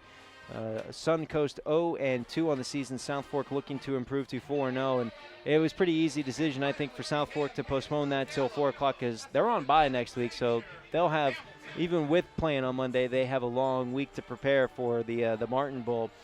John Carroll had their game against Archbishop McCarthy postponed until Monday evening at 6 p.m. as well. So those are the games that were postponed and moved. A little bit of a surprise on those part, but we do have some games still being played here tonight. And Vero Beach is really dominating Port St. Lucie. It's 44-0 midway through the second quarter there. That one has just been a dominant performance from Vero Beach. Akeem Dixon scoring on a 5-yard run to get things started. They added a score on a safety. Carson Proctor threw 2 more touchdown passes in the first half, one to M.J. McGriff, another one to Tyrell Washington. In the second quarter, M.J. McGriff caught his second touchdown of the game. Carson Proctor's third touchdown to make it a pretty dominant lead there in the second quarter. The defense got involved. Ryan McDonough, fumble recovery in the end zone, and then Akeem Dixon getting in on the fun, an 11-yard touchdown run as of our last scoring update to give Vero Beach a 44-0 lead. And once again, that's just the team of Vero Beach being really, really good, and Port St. Lucie still trying to figure some things out. Yeah, fantastic quarterback in Carson Proctor, and of course MJ McGriff. He was just making all the big plays last season, just a star on that team. Picking right up where he left off, managed to get a safety in that game. The defense scored a touchdown, and basically, it's been 17 consecutive games Vero Beach has won, so it looks like they're going to continue that streak. And unfortunately, Port St. Lucie, if this trend continues, 0-3 start for the 11th time in their high school career. So not a good start for the Jaguars, and Suncoast 0-2, and the Jaguars going to be on their way to 0-3. There is a little life in that district, though, to possibly pull out a win. Absolutely, and we talked about it with Martin County in the pregame show, how difficult their first schedule is historically, not this year, but in years past. They were going, their first 3 games every year were South Fork, Fort Pierce Central, and Vero Beach. Well, for Port St. Lucie, they played their last game against Fort Pierce Central, and now they're playing Vero Beach. So very tough schedule for them on their way to still try to find their first win of the season. But as you said, they're in that 3-team district with Suncoast and Westwood. They only need 1 win, and they can make it into the playoffs. Other games we're looking at, Fort Pierce Westwood leads Jupiter 14-0. Tariq Reeves, a pair of touchdown catches. He caught one of them from Dontavius Williams, another one from Raheem Lewis. So Westwood, at the start of the second quarter they're 3 quarters away from getting their first win of the season. And speaking with Coach Caffey on Falcon Fury Thursday nights on WSTU, last week when they were preparing to play Westwood, a game that did get rained out, one of the 8 games that got rained out here on the Treasure Coast last Friday. But I was talking about Westwood because we saw Martin County play Westwood, and they played very tough in the first half, and it wasn't until the third half that things kind of started imploding a little bit, and you could really tell that the players having to go both ways had an effect. And when I was talking to Coach Caffey about Westwood, he said they've got a lot of talented players. I don't want to be the team that they figure it out against, because that's going to be a long game for somebody. Yeah, this is big for Westwood because, the last few seasons they haven't pulled off any wins until the last 2 games of the season. So be able to come out here against a Jupiter team and get that win before they get ready for their district play and feel confidence with 2 big pass plays and a defense pitching a shutout. That could be that icebreaker. We saw it happen to Vieira a few years ago. You know, they didn't win a game, and then all of a sudden they learned how to win. And sometimes when a football team learns how to win, they can be devastating. And when the big plays start happening and the confidence and the athleticism start showing up with confidence, then, you know, Westwood really, with Suncoast and Port St. Lucie, could come out with a district championship if what we see and holds true for the rest of the season. Absolutely. And then, of course, we're speaking about Jensen Beach. Well, they're on the road taking on Bayside in a big game there, district matchup for both those two teams. Bayside has been the one that has kind of kept Jensen Beach out of the playoffs the past couple of years. And Jensen Beach, you know, here's a heck of a stat for you. They haven't won consecutive September games in the program's 12-year history. That is a mind-boggling stat that really goes to show that this is a program that needs a quick start, and that has been a focus of Coach Caffey and the program over there all summer long. Was don't start 1-4 like they have each of the past 2 seasons. Start 4-1, and they had the first game of the season a loss to South Fork, but they've played well since then, and they're playing well here against Bayside. They had a 13-point first quarter. Robert Pikarski, their freshman quarterback, who got the start in the game, he ran it in from the 1-yard line. The extra point was no good.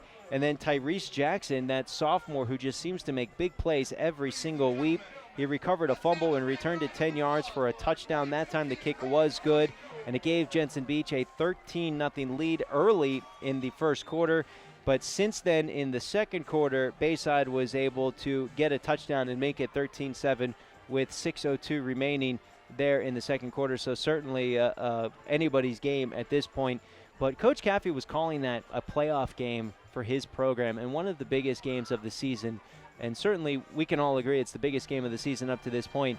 But those district games, when you're in a 6-team district, you really want to start off 1-0 and not 0-1 and have a hole to climb out of. Because, Eric, when we think about it and we can see a 6-team district, you can go, well, you've got a lot of games that you could potentially make up. But let's think about the history of that district. There aren't two lost teams really making it into the playoffs out of that district year in and year out. It's usually one team that's undefeated in the district play and one team that's got 1 loss. Yeah, and it's been Bayside and Heritage really dominating that district for the past couple of seasons, and Bayside, who had that phenomenal quarterback the last 2 seasons, who just ate up our teams here in the Treasure Coast. Coming into this game 0-2, and special teams for Jensen Beach really setting up the tone in the first quarter with a fumble and a blocked punt to set up that 1-yard touchdown run. So the offense really can't get it together. The points have been produced by special teams and turnovers. So the second half of this game, the offense needs to find a way to move the football and do what they do best, and that's run, and eat that clock up. And really to take a district win from Bayside, I don't care how good they are or not, they have been so dominant in this district the past couple of seasons that first district win, that's got to be good, tasty food for those Jensen Beach Falcons. And that's what they need, a good September, because they always play well in October into November.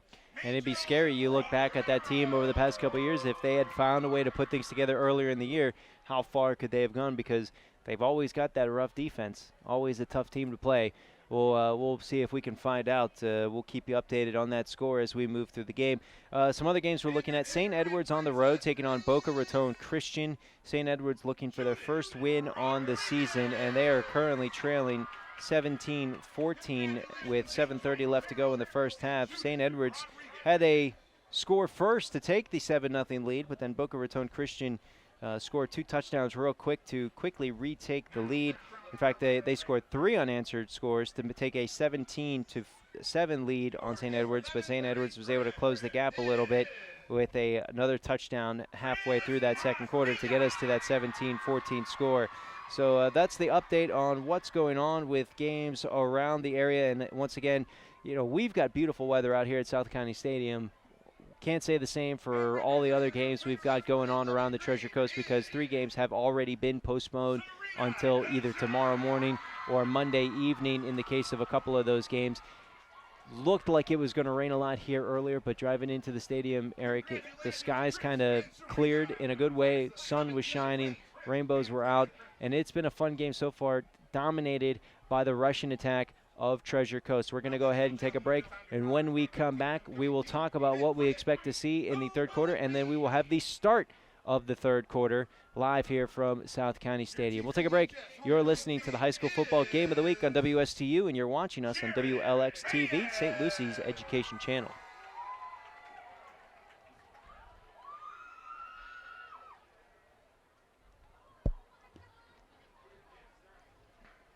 And finally, your 2015 Treasure Coast High School homecoming queen is Camilla Tapia.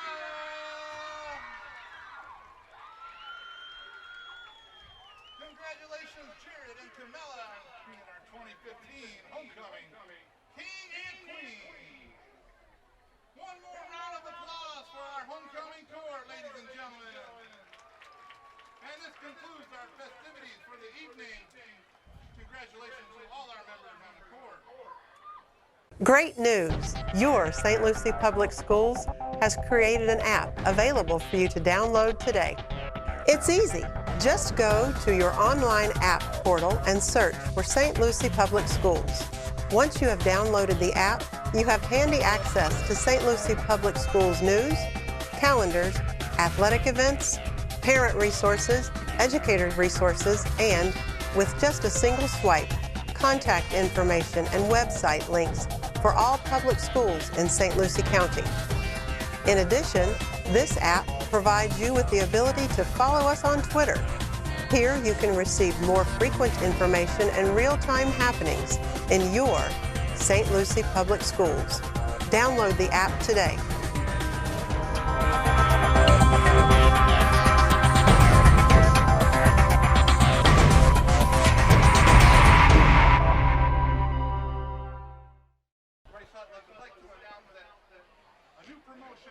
And welcome back out here to South County Stadium. Mike Thomas alongside Eric Dober, as we're just a few minutes away from the start of the third quarter here, as Treasure Coast has a 6-2 lead. Eric, this has been, I'm just going to say it, this has been a goofy game. Started off with a huge delay before the kickoff as the officials were trying to get something squared away down on the field. I think it had something to do with the 4-down indicator that they use with the chains. They finally got that squared away. The teams traded a couple 3-and-outs. Then you had a punt down the end zone on the part of Treasure Coast to give Martin County a 2-0 lead. Martin County wasn't able to do anything with the free kick and the free points. They still haven't had a first down here through one half of football. But then right there at the end of the first quarter, Treasure Coast kind of figured it out. And all they're doing, they're lining up all their guys. They're barely, sometimes they spread guys out to the wide to try to spread out the defense, but a lot of times they're bringing everybody up around the line of scrimmage. They've got two guys standing next to each other in the backfield, and they're snapping the ball directly to either one of them, and then they're just running left tackle, right tackle, and they're eating up chunks of yardage at a time, and Martin County's defense hasn't had a chance to figure it out. We'll have to see if the homecoming elongated halftime gives them a chance to draw up some things and gives Coach Kenyon and his staff a little bit extra time to work.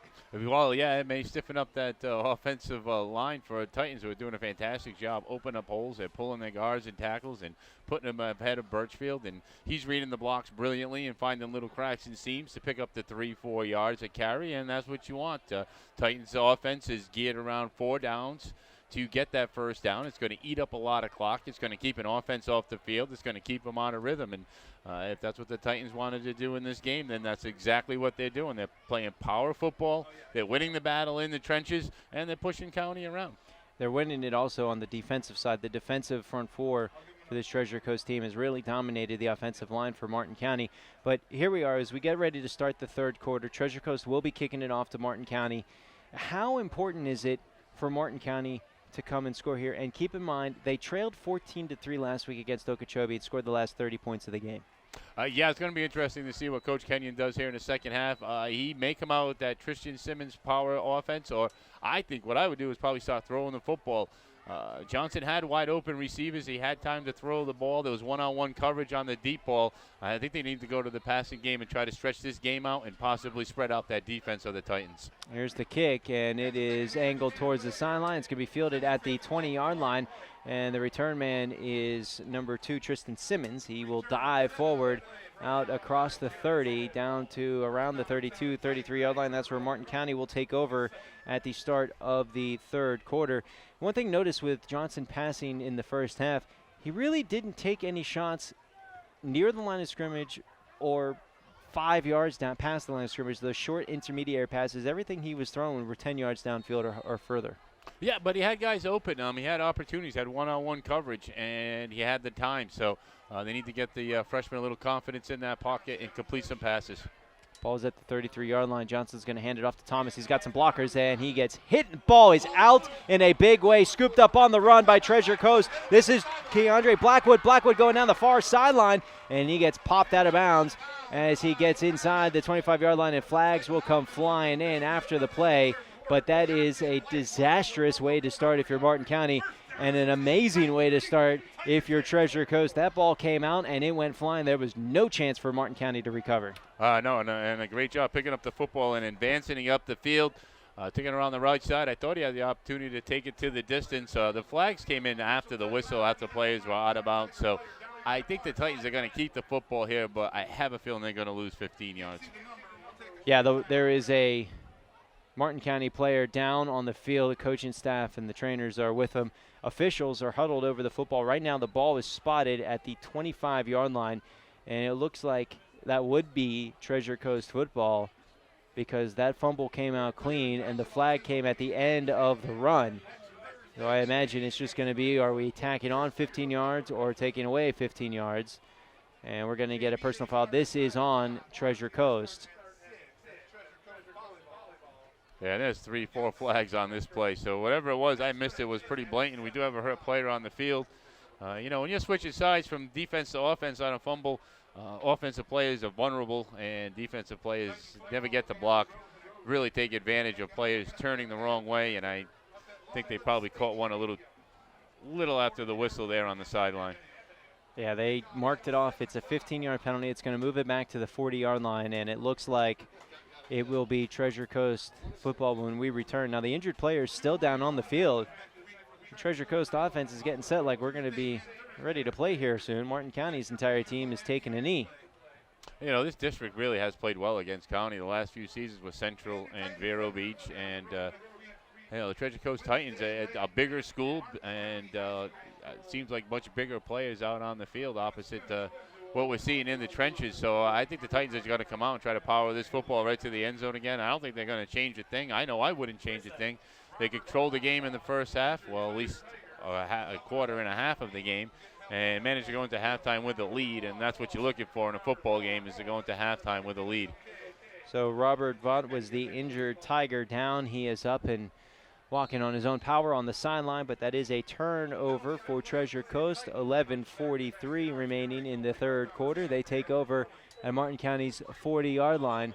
Bobo with the football, and he is going to spin off one tackler, lean forward out to the 35 before he's shoved backwards. And here we go. This looks just like it did in the second quarter. Treasure Coast, at least one play in, and they're eating it up 5 yards at a chunk.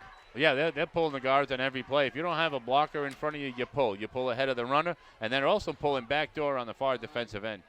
Birchfield with the football, squeezes forward, gets 5 yards, and will be knocked down close to the first down marker. Should move the chains, and it does. Exactly what we saw in the first half. No changes by the Titans at all. Birchfield gets the football. Birchfield runs. Catch me if you can. Another first down for Treasure Coast. 11-10 here in the third quarter. Treasure Coast trying to build on their lead. Their last two drives to end the first half have been impressive. It was a 9-play drive that ended in a fumble inside the 10-yard line, and then a 12-play drive that ended in a Thomas 5-yard touchdown catch. This is Bobo with the football running right side, and he is going to get dragged down as he crosses the 25 down to about the 22, maybe the 23-yard line, and that is a gain of 7. And I like the way they use this two-man tandem. You don't know who's going to get the football, but it's a good break for the quarterback when they finally pitch it off to, I guess, what would be a running back. Really no running back in this offense. It's just a direct snap and a run. No handoffs, just direct snaps and going. And Martin County hasn't been able to stop it yet tonight. Second and short.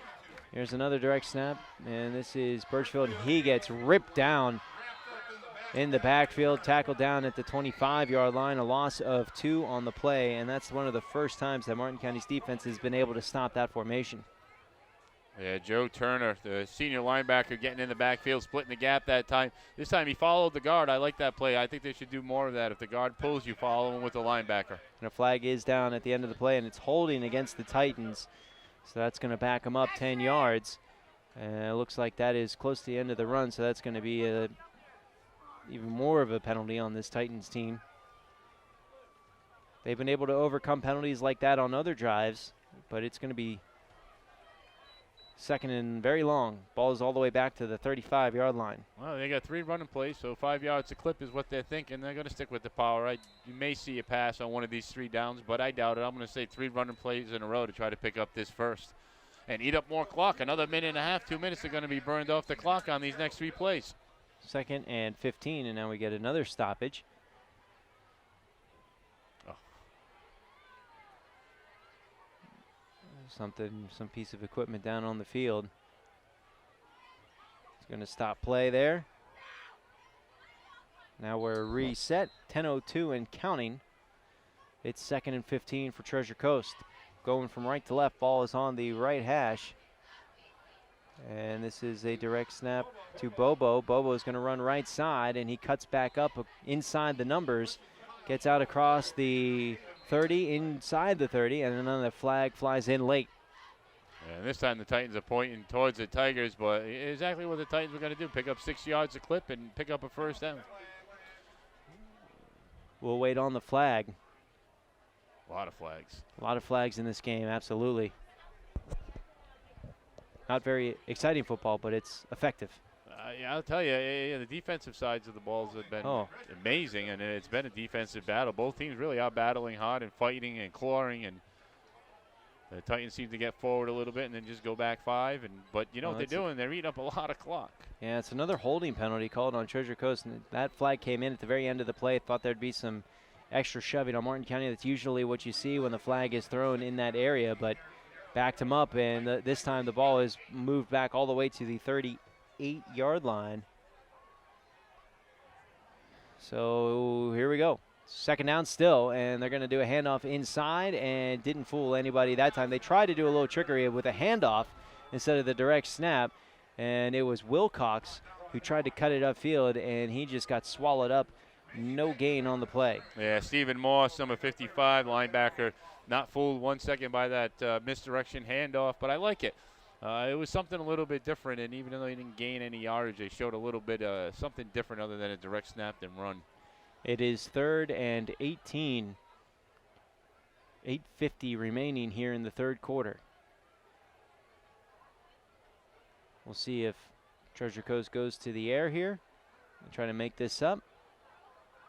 They got their jumbo formation, no receivers spread wide. Everybody is in tight on the line of scrimmage. And whistles will blow once again, and it is a flag and probably a delay of game. And in fact, that's what it looks like. Delay of game, and it's going to back Treasure Coast up 5 yards.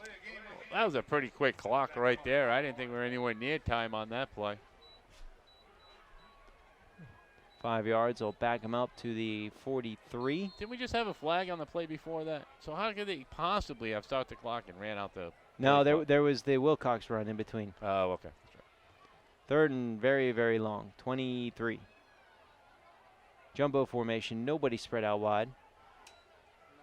Wilcox is going, or Birchfield is going to spin outside the hash and is dragged down at the 40-yard line. So needed 23. You got 3 of them. And punting team, I imagine, will be coming out for Treasure Coast. Really? I don't know if I try a punt. I don't Looks care like how. I don't care what it is. We've got a cramp from Birchfield. He's being stretched out by his teammate on the field. Now the trainer's going to come out and take a look at him. Ooh, that could hurt. Even a cramp could, not a serious injury, but one that will keep on cramping up on you throughout a whole game. It just doesn't go away. Let's go ahead and take a break as we step away as everyone attends to the injured player down on the field. 8:22 remaining in the third. We'll be back. You're listening to the High School Football Game of the Week on WSTU. Great news! Your St. Lucie Public Schools has created an app available for you to download today. It's easy. Just go to your online app portal and search for St. Lucie Public Schools.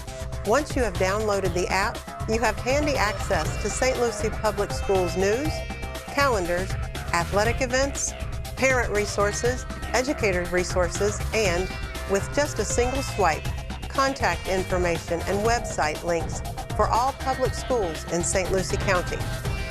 In addition, this app provides you with the ability to follow us on Twitter. Here you can receive more frequent information and real-time happenings in your St. Lucie Public Schools. Download the app today.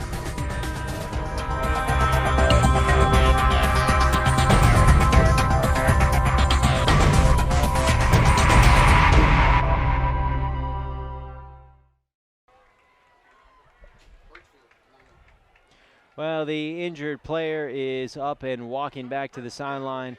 Birchfield cramping up after his last run. It's 4th and forever. Punting team is out for Treasure Coast. Bailey will punt this one away. And it looks like we will have Malachi Thomas back to return the punt. Still a 4-point ball game. Treasure Coast with the lead. It's 6-2. Yeah, 6-2. You don't see that score too much. Football game. But here it is. There's a good snap on the special teams and another almost blocked punt. This one's not going to go anywhere. It's going to be fielded up at the 36-yard line for Martin County, and they're going to give them forward progress out to the 36. That didn't even make it back to the original line of scrimmage. Yeah, it was picked up by number, I think 18 came up with that one for some reason. Michael Amadeus. And that'll make a coach go pitter-patter right there when one of your down linemen actually fair catch a ball. And another injured player, and I believe that's the Martin County player who fielded that punt. He got thrown backwards. I had the wrong player because I saw him running off from the bottom of the pile. I think it is the one that returned or fielded the punt. So I thought it was 31, but I don't see one on the roster. 2-1. Joe Turner. We'll see what Martin County does here. This is really their first opportunity to have the football, as they fumbled it on their very first touch. They had Johnson. They ran it outside with Thomas, Malachi Thomas, and he had a burst of speed. He had a couple blockers, and just as he's about to run the corner and you think he's going to turn something into a big play, the ball gets punched out of his arm. It goes about 5 yards downfield. No chance for Martin County to recover. Treasure Coast is all over it. They returned it back, and really it's been that's been it. We're already 4 minutes into this quarter. And if you look at the stat sheet, not a whole lot has happened, just a lot of penalties and a lot of moving backwards. Yeah, but I've never seen a team like the Titans burn up so much time on the clock and really go nowhere but backwards. They're running the football, they're getting the penalties, but they run. 4 plays and out, but, with the penalties, they're more like 6 or 7 plays and out. And, that's 25 seconds a clip, and that adds up. They burned off 3 minutes on that it's 4 minutes of this first quarter has gone away, and County's only had the ball for 1 play. An injured player is up and will walk over to the sideline under his own power. And it's just been one of those games, really no ebb and flow to it, just strange stoppages in play. You got injured players, you got officials taking long timeouts, and hard for both teams to get into a rhythm. And Treasure Coast found a way to do it. They've been the only one to have some success running the football. I think that's their game plan. Here we go. Johnson back out there. He's in the gun. He's got 2 running backs with him. 3 receivers spread wide. Treasure Coast has 5 guys up on the line of scrimmage. And Johnson wants to pass. He's throwing. He's got a receiver, and it's going to bounce into his hands. And his intended receiver was number 6, Bernat Martin. Martin's running free. There's a soft spot in that zone that he has been able to find, but he has been having trouble connecting with Johnson. This time Johnson left it a little bit too short and couldn't get it there in time. Incomplete pass, 2nd and 10. But he had 2 wide open receivers, Giuliano to the middle.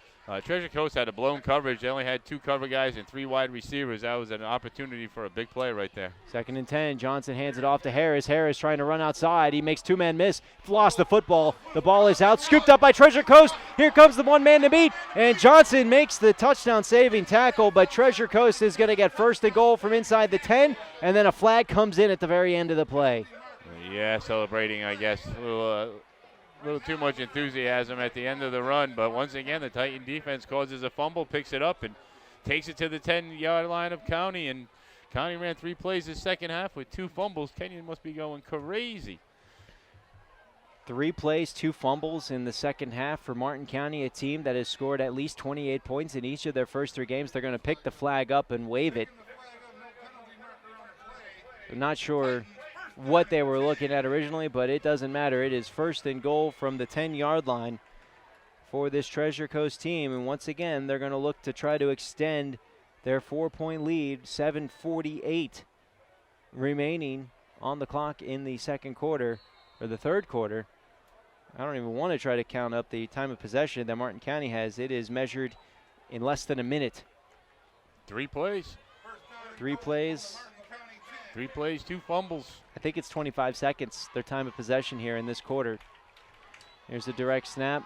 This is Bobo. Bobo's going to get stood up as he tried to bounce outside, and he will eventually get pushed backwards.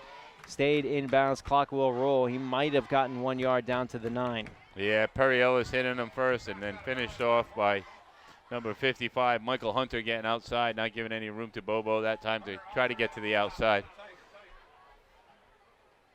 But hey, you know what Titans are doing is they run a play and they take their time to get to the line of scrimmage. They just keep on burning clock away. They are in no rush to get in the end zone. They score here. It's a 2-possession game. Clock is moving with just over 7 to play in the third. Direct snap formation, it's going to go to Bobo, and Bobo trying to run right side, and same result as the last time. He gets pushed out back outside and wrapped up, thrown down, and now a flag comes in at the very end. We had gone 2 plays without a flag. It was due. It's getting physical, pushing and shoving. Teams are starting to yap. Defenses are trying to prove themselves and take over the game, and County's defense had their backs against the wall this whole second half, and so far they're stepping up to the challenge, and they haven't given up any yards on this drive, and they pushed them back on the last time Titans had the football. So, you know, County's defense doing a great job in this game, only giving up 6 points thus far, and another tough stand right here inside the 10, inside the 5 now. And it's going to be half the distance to the goal. A personal foul called on Martin County, and that is going to bring them in. It'll be 2nd and goal, it looks like, as the ball is now down inside the 5-yard line after the penalty.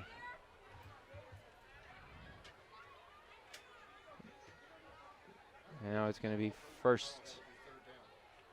Well, they're showing 3rd down on the stick on the far side. Should be 1st down, you think, after the personal foul called on Martin County. Here's a direct snap. This is 11 running with the football. That is Hakeem Spencer, and he's going to run left side, nowhere to go there, and he will get stood up at the 5-yard line. And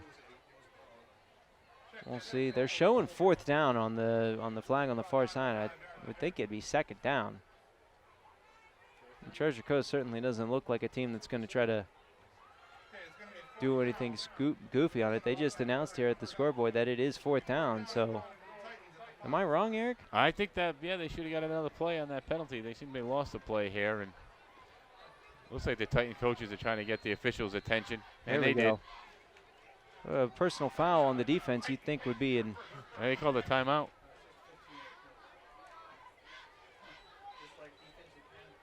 They ran the football, and then they got the penalty. That should have been back to 2nd, and then the 3rd down run. So it should be 3rd down. They're showing 4th down, 4th and 5. Ball is at the left hash, and Treasure Coast will talk things over. And 6:08 remaining here on the clock. Coaching staff for Treasure Coast huddling up, not talking to the coaches, talking to his players, getting things set. Like I said, a goofy game. Yeah, it has been. It's. I thought we'd get a good defensive battle, but not this good. Especially 2 teams in their 4 games have averaged putting up 30 points a game. And here we go. The teams are coming back out onto the field after the timeout. It is 4th and goal from the 5-yard line for Treasure Coast.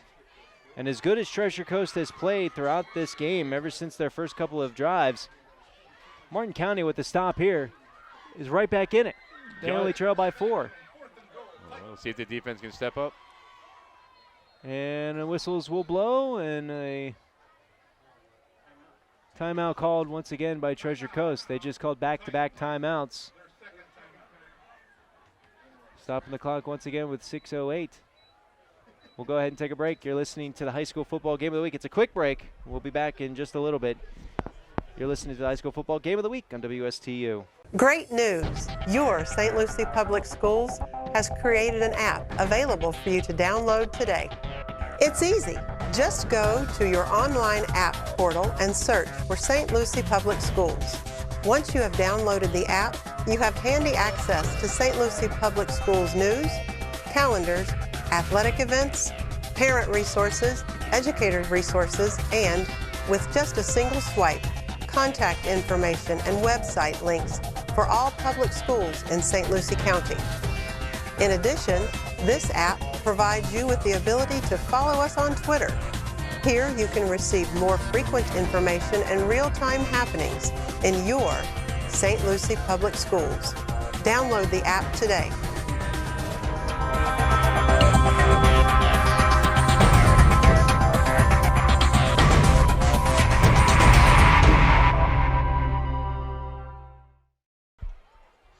All right, let's see if we can get this fourth down play in. It is 4th and goal for Treasure Coast. The ball is at the 5-yard line, and now the kicking team will come out. It is going to be Jonathan Thomas, who is lining up this. Looks like it is going to be a 19-yard or a 12-yard field goal. I'm sorry. Snap is down. Nope, it's a fake. They got a guy wide open in the end zone, and he dropped it. He dropped it. That was a wide open play. Omari Cobb snuck out on the fake field goal attempt. He was wide open in the end zone. The snapper flipped it over to him, and Cobb dropped it. Turnover on downs. Well, county defense came through. However you look at it, they turned it over on downs, and offense back on the field. But you know, there's only 6 minutes left in this quarter, and pretty much the Titans have controlled the football. And this defense hasn't given up a yard in the second half, and probably less than 10 in the first half. So this dominating defense will probably get the ball back with good field position unless County can find a way to break one. Johnson is in the pistol.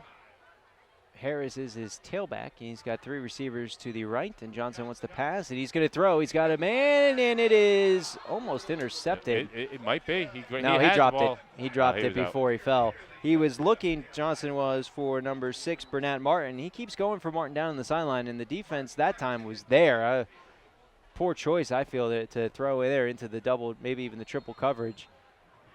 But you got to admire their ability to continue to take shots downfield, but I'd like to see something, one of those high percentage passes over the middle of the field. Let's get Johnson into some type of rhythm. Let's get anybody into a rhythm. Yeah, that was a nice job by number 4, Harris, getting into the Deontay Jones getting back into the play. Johnson rolling to his left, and he's going to be dragged down in the end zone. Safety for Treasure Coast.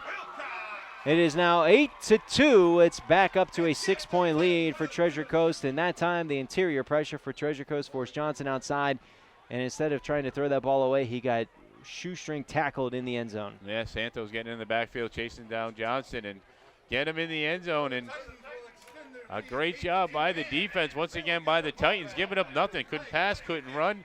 Devastating defense here, and I'll tell you, Treasure Coast defense last year gave up a lot of points, but looking real good so far in their first 2 games. 8-2 is your score. A game that has had a little bit of everything, except for some big offense. Yeah, no offense and no special teams today, really. Treasure Coast really have a problem with their snaps and their kicking game, so something they need to work on, but their defense has really been making up for it throughout this whole game, and the offense is taking time off the clock. And 8-2 is a huge lead because it's been tough for the Tigers to even get the ball over the 50. And we've been playing this third quarter for 30 minutes now in the real clock. We've only eaten up just over 6. I mean, there's been a lot of stoppages in play here in the third. That time a safety, and it is the 8-2 lead. The ball got by the Treasure Coast runner, and Bobo's going to pick it up and run with it. He gets out to the 15, dancing around, and is finally dragged down at the 21. And that's where Treasure Coast will take over for their 3rd possession of the quarter. Well, at least a little breathing room now. You know, the way this whole second half has worked, the Titans have had the football on County's 10, and at least the defense now can walk on the field and have 80 yards behind them and not feel the pressure of the end zone. So let's see if County can get a 3 and out and get the football back in good field position and swap sides of the field. 1st and 10 from the 21-yard line for Treasure Coast. Going from right to left, ball is on the right hash. See what Treasure Coast does now that they got those 2 points back. They have back out to a 6-point lead, 8-2. 1st and 10, here's the direct snap to 28. That is Hugh, and he's going to get out to the, looks like the 23, a gain of 2. Well, we haven't seen, is Birchfield out on the field? I haven't seen him out there since. He hasn't had any snaps. He hasn't had a snap since he had the cramps in his leg. I think he's out there right there, though, right next to Bailey, running back into the huddle. I think he's been out there. He just hasn't been the one touching the football. More of a decoy, I would imagine, in this style of offense. But, you know, you got to find somebody to take his place. Direct snap to Hugh, and Hugh is going to get stood up and drop down at the 25-yard line, a gain of 2. I'll tell you what County's really done well. They did make an adjustment on their defense, and their defense now isn't getting into the backfield and getting caught behind the runners. They're holding their ground on the line of scrimmage, and when the play breaks out, they're parallel to the line of scrimmage. They're giving up 0 yards on the carries, and they're not getting in the backfield and playing the chase. 3rd and 6, the ball is at the 25-yard line. Need to get to the 31 to convert.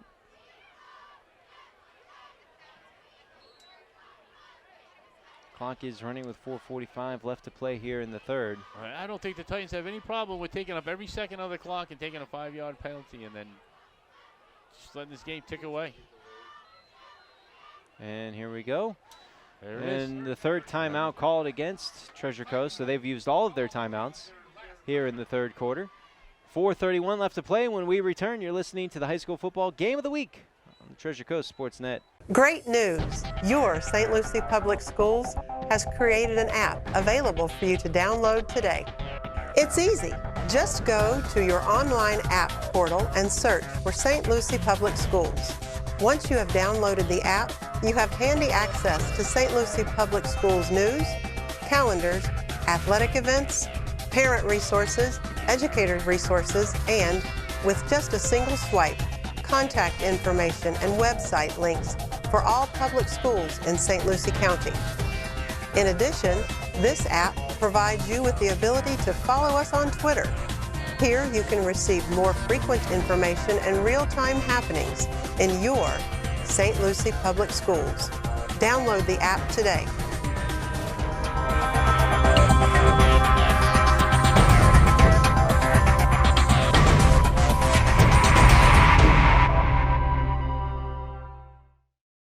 Welcome back to South County Stadium. Mike Thomas alongside Eric Dober. 3rd and long coming up for Treasure Coast. They got an empty backfield now. Birchfield is going to be in shotgun, and they're going to send a man in motion, hand it to him on the end around, and he cuts upfield, and he's going to dive, but will end up being short of the 1st down by about a yard. That was Cobb running the football on the end around, wide receiver position. Oh, it might have been Thomas. I apologize. Numbers, as we predicted in the pregame, getting tough to read.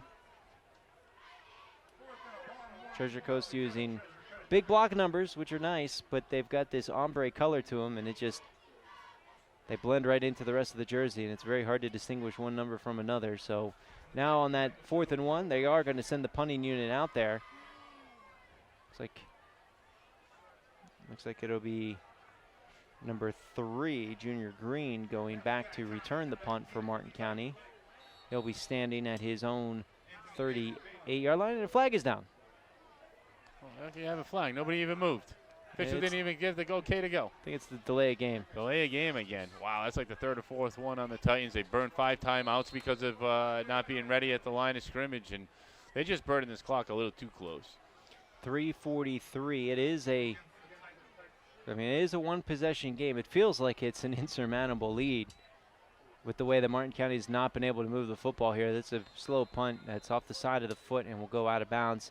Martin County will have great starting field position, but they're still looking for a first down. And we thought things were bad for them in the first half without being able to get a first down. But here in the second half, their 3 drives, they've had 5 plays, 2 fumbles, and a safety. Yeah, they can't get past the line of scrimmage. This Titan defense is just playing amazing. Front line's doing their job. The cornerbacks, the linebackers, the free safeties are all getting involved. They're doing their jobs. They're covering their wide receivers. They're chasing down running backs, and they're getting in the backfield and raising havoc. Johnson in the pistol. 3 receivers to the left. He wants to throw. Left throws over the middle of the field, and his receiver gets mauled. He was looking for 22, Anthony Galino, and the pass is going to fall incomplete. I like the thought there. Go for a semi-easy pass over the middle, but the defense was right there on that one. Yeah, and it was a good heads up by, we believe, I got number 12 out there, Devin James, at middle linebacker. The ball was tipped at the line of scrimmage, and he immediately jumped on the wide receiver before the ball got there. But once the ball is tipped, it's free game. 2nd and 10. Out of the pistols, Johnson, and he's going to hand it off to number 9, and that is Malachi Thomas. And Thomas is going to get out to about the 37-yard line. That's going to be a gain of 3, and it's going to bring up 3rd and 7. When you're in that passing down situation, there's no running game, so you got to throw the football. I probably try to spread out my receivers, look for that open slant pattern, just pick up what I need to get closer to that first down marker. Play this as 2 downs. Johnson is in the pistol, 3rd and 7. 2 receivers spread wide. Now he's going to send a 3rd man over to the left side of the line. And Johnson will play action. They're going to throw a swing pass. It was behind Green, and Green's just going to fall down as he runs up to the line of scrimmage. Nothing there. Now the ball was thrown behind the wide receiver. He had to go back to get it. Wide receivers went down the field, never blocked anyone. That gave 3 defensive backs for Titans opportunity on a free tackle, and they basically just abused that play and lack of blocking and just no pizzazz on this county offense. I mean, just no flair. You go for it here, right? You're losing. And they are going to go for it. Johnson out of the pistol. He steps up. He's going to the end zone, and he throws into coverage, and it is dropped. He had a man. That was a great throw. It would have been a better catch. Looked like he had Burnett Martin on the far side of the line. It was just off his fingertips. You know what? Same result, incomplete pass, and it's going to be a turnover on downs, but I like the play call. I like how close it was. At least you had a burst of life. Yeah, it did. You go for it, and I would have went for it there too, and they took a shot at the end zone trying to put some points on the board. If it was an interception, it would have been deep in Titan territory. The ball's on the 40. The defense is playing well for County. Nobody's really moved the ball this whole half. 2 safeties in the game and a touchdown. That was a good drive by the Titans, but other than that, the defenses have really dominated. So you might as well take a chance at the end zone and let your defense get a 3 and out. 1st and 10. Offense is getting lined up, and here comes another lineman up. They've been having trouble with getting the right personnel on the field all game long. Here's a direct snap, and this time the runner is Birchfield, and he's going to get spun down at the 45-yard line, a gain of 5. And this offense for Treasure Coast is interesting. When Bobo or Birchfield are running the football, they're getting 5 yards a chunk. Anybody else, it's about 2. Well, that's because these running backs are reading the holes. They're reading their blockers. They're turning little holes. They're getting through that small gap quickly and getting up the field. And great field vision is allowing them to run down the line of scrimmage and find the open holes. And Birchfield does it very, very well. He's a good, strong runner, and he's putting the positive yards up. 2nd and 5. And this is... He's going to get around the corner outside the numbers at the 40. The 30 has got 1 man to beat. Stutter steps at the 25 and is dragged down at the 20. As looked like that was number Jason Hugh who was able to make that run outside the numbers. And finally an explosive play from one of these offenses. That is a big run down to the 19-yard line. That's going to be a gain of over 40 yards. Yeah, great job of blocking down by the left side of the Titans line, setting up a nice wall, and a great job turning the corner and getting up the field. Nobody from Martin County watching the back door. Good call right there, and they were due to break a big one. I lied. It was a gain of 36. 1st and 10 from the 19-yard line. Treasure Coast back in their jumbo formation. Birchfield back there, and they're going to do direct snap down on the ground, and that is covered up by Hugh, and that one just went off his bicep, fell down on the ground. Yeah, he took his eyes off the football, looking at the line, looking for that hole.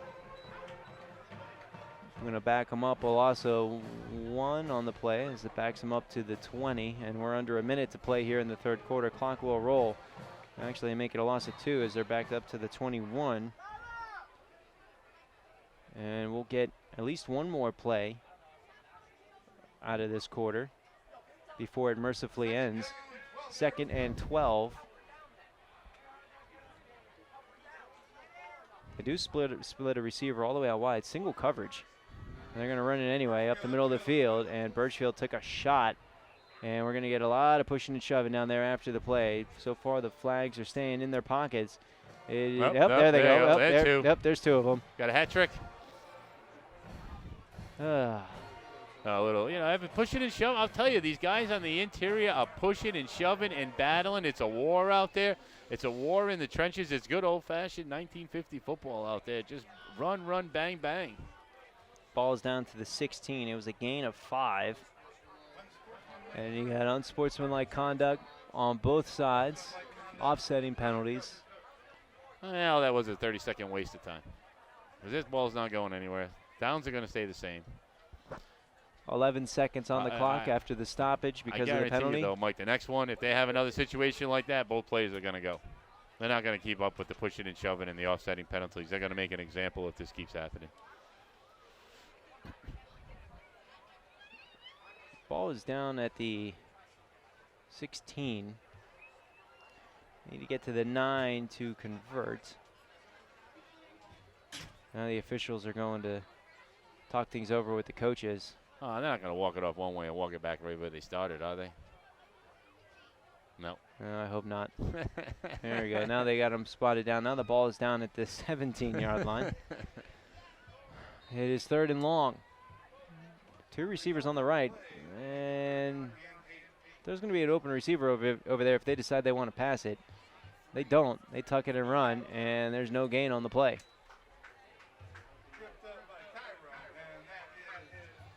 And that will take us to the end of the third quarter.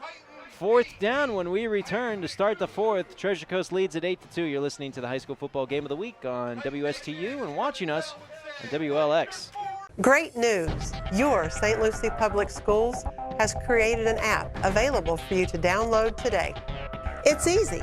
Just go to your online app portal and search for St. Lucie Public Schools. Once you have downloaded the app, you have handy access to St. Lucie Public Schools news, calendars, athletic events, parent resources, educator resources, and, with just a single swipe, contact information and website links for all public schools in St. Lucie County. In addition, this app provides you with the ability to follow us on Twitter. Here you can receive more frequent information and real-time happenings in your St. Lucie Public Schools. Download the app today.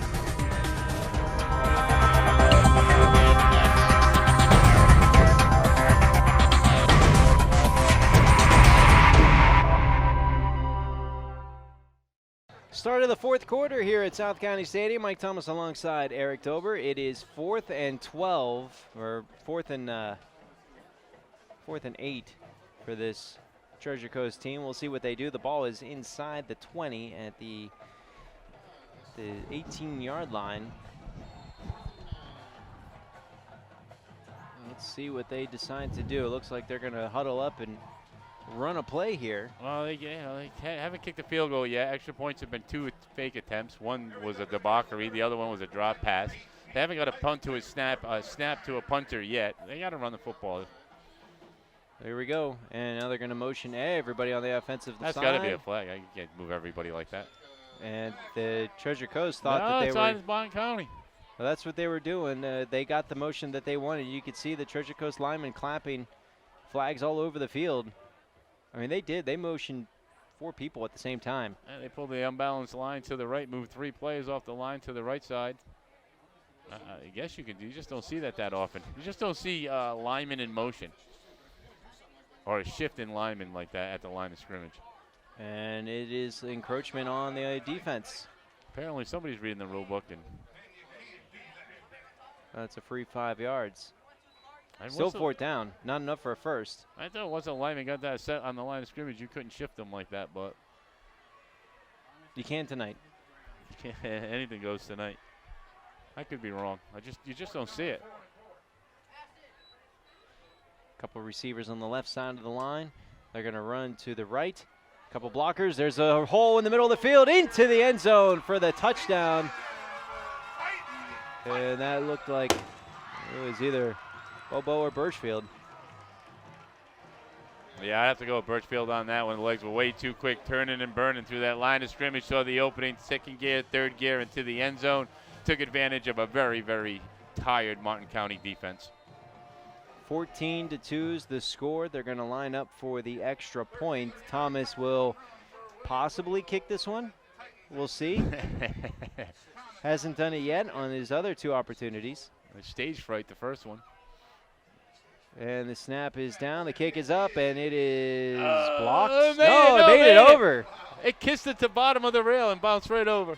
15-2 is your score with 11:53 remaining in the game. We'll take a break. You're listening to the high school football game of the week on WSTU. Great news! Your St. Lucie Public Schools has created an app available for you to download today. It's easy. Just go to your online app portal and search for St. Lucie Public Schools. Once you have downloaded the app, you have handy access to St. Lucie Public Schools news, calendars, athletic events, parent resources, educator resources, and, with just a single swipe, contact information and website links for all public schools in St. Lucie County. In addition, this app provides you with the ability to follow us on Twitter. Here you can receive more frequent information and real-time happenings in your St. Lucie Public Schools. Download the app today.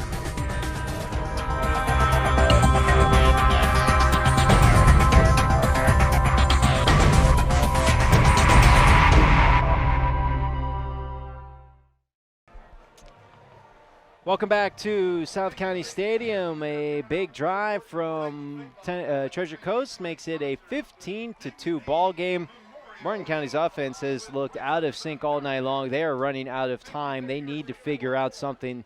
They've taken a couple shots downfield. Johnson hasn't been able to hit any passes. The third quarter was disastrous for Martin County. A pair of fumbles and a safety. And then the defense got tired and gave up a touchdown there on 4th down. Well, first off, they gave an encroachment penalty to give a free extra 5 yards. And then on 4th down, the run up the middle of the field for the touchdown from Birchfield to make it a 13-point ball game, 15-2 with still 11:53 left to play. Plenty of time, but Martin County's got to show some life on offense here if they want to get back into it. Here's the kick. It is short.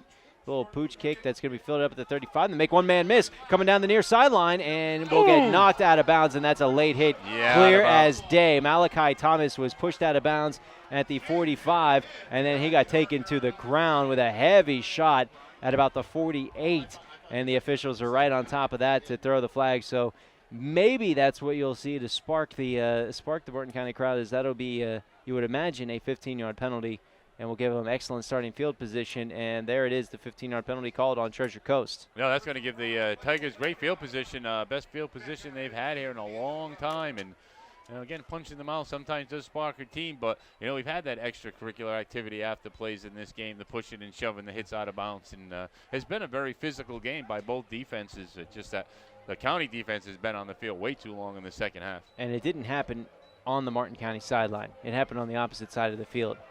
We got to think that has an effect. Most of the team didn't see it.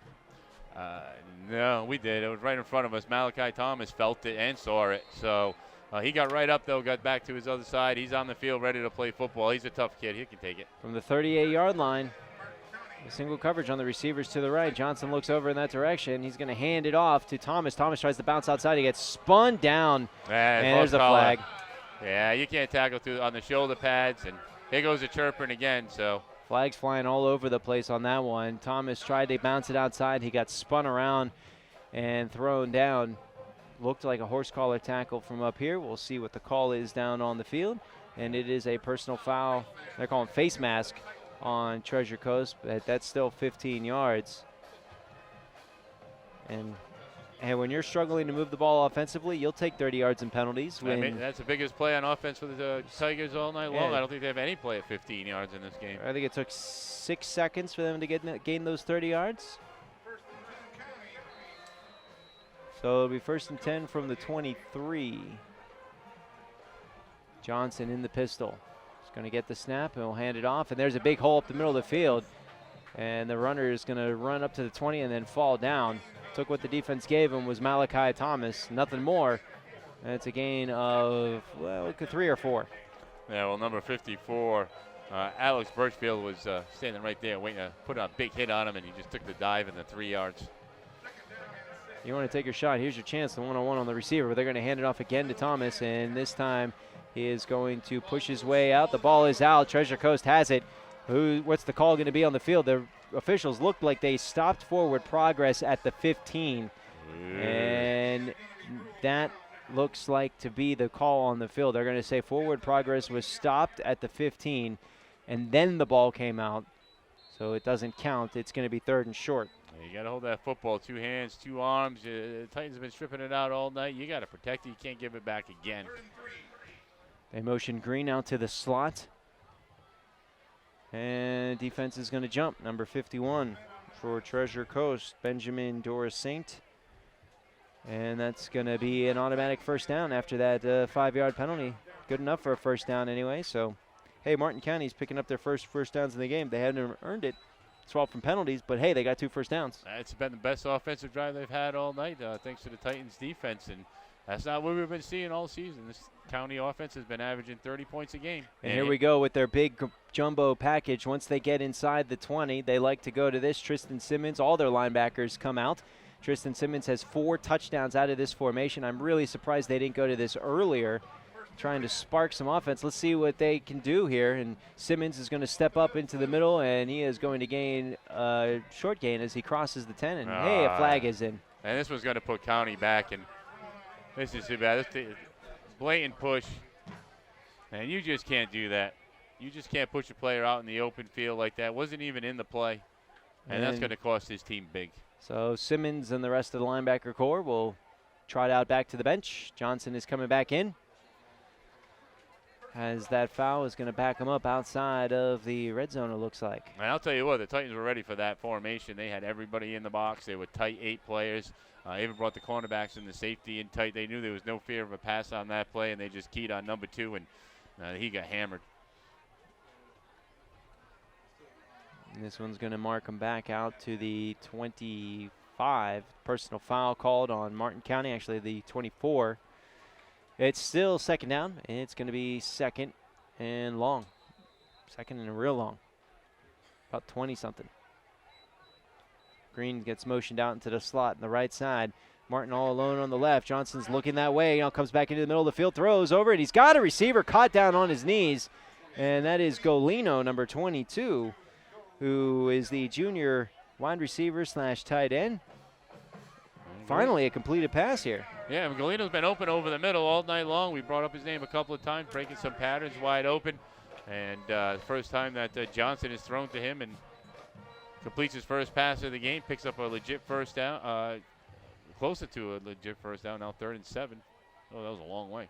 Yeah, they were really far out there. 3rd and 7. They're going to motion a man out from the far side, Notorian Tyson. Johnson wants to throw. He's going to step forward under pressure, and he's going to get sacked, driven to the ground.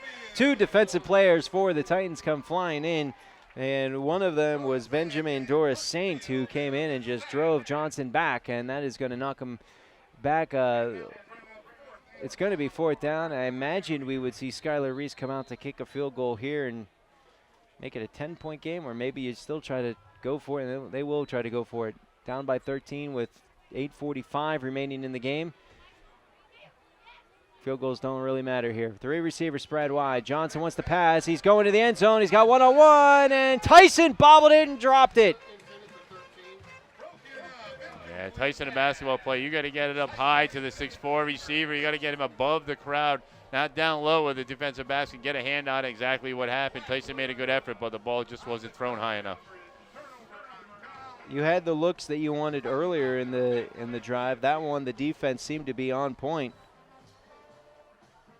I like the call going to Tyson. He's a big kid. He's strong. You know he can play basketball. He's got the rebounding ability. He can go up high. You just got to get the ball up high and give him the opportunity to get it.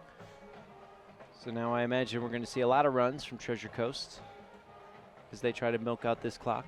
Oh, absolutely. This is when they've been milking the clock since the first quarter. It's worked, so I like it. You know, only giving up 2 points, and they're winning the game. So, you know, whatever works.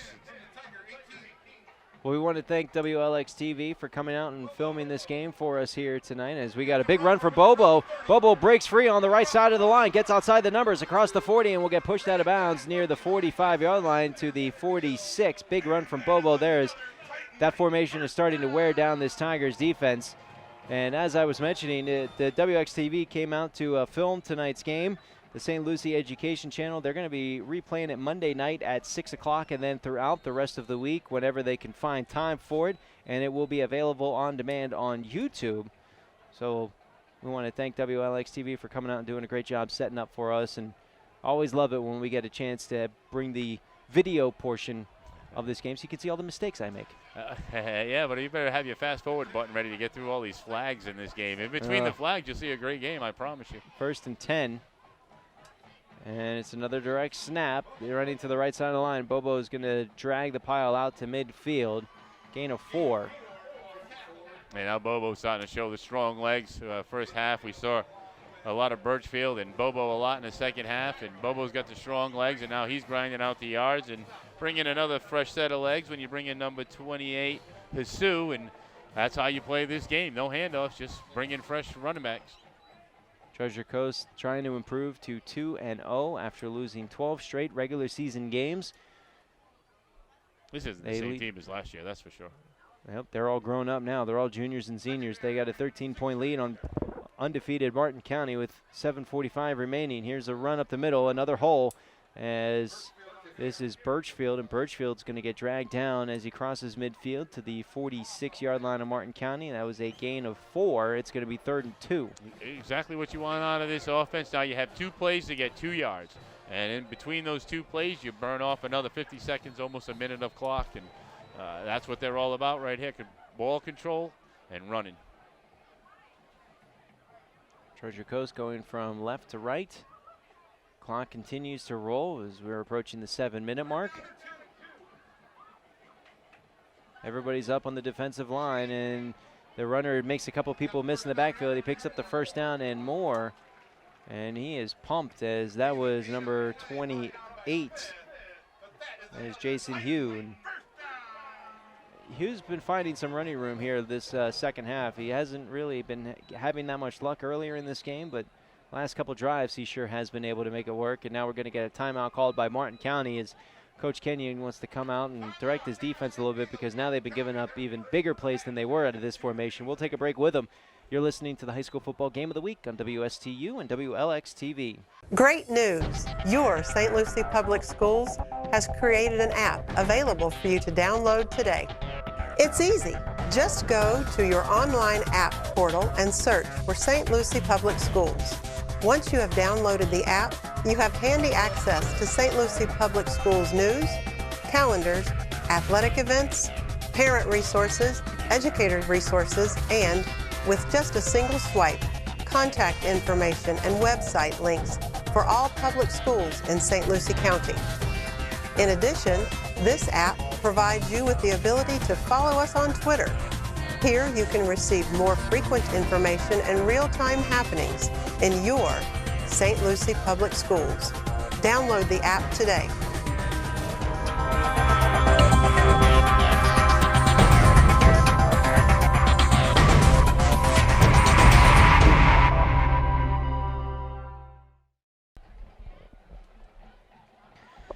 Welcome back to South County Stadium. 6:58 remaining in this one. A 13-point lead for Treasure Coast, and they've got the ball. 1st and 10 for Martin County's 38-yard line. If you're just joining us, this has been it's been a goofy game, but one that Treasure Coast has controlled since the end of the first quarter. They've been able to run the ball and really move the ball at will against this Martin County team, and it could be a lot more lopsided on the scoreboard if it wasn't for a couple of bad snaps on special teams from this Treasure Coast team and a couple of fumbles as well. But Martin County just really unable to get anything going offensively, and that has just given every opportunity for Treasure Coast to milk this clock and get out of here with their second win of the season. Now it's still a chance for Martin County, but every play that rips off 4 and 5 yards, which every play is seeming to do for Treasure Coast, it seems almost impossible that Martin County is going to be able to get back into it. Yeah, too much time on the field for the defense in the second half. They battled the first half against a very big offensive line in the Titans, and now that offensive line is really starting to push around Martin County. But, how can you not feel for this defense of Martin County? They really battled and stuck it to a bigger offense, and they're just burnt out. 6:28 on the clock. Water break on the field. We'll step away as well. You're listening to the High School Football Game of the Week on WSTU. Great news! Your St. Lucie Public Schools has created an app available for you to download today. It's easy. Just go to your online app portal and search for St. Lucie Public Schools. Once you have downloaded the app, you have handy access to St. Lucie Public Schools news, calendars, athletic events, parent resources, educators resources, and with just a single swipe, contact information and website links for all public schools in St. Lucie County. In addition, this app provides you with the ability to follow us on Twitter. Here you can receive more frequent information and real-time happenings in your St. Lucie Public Schools. Download the app today.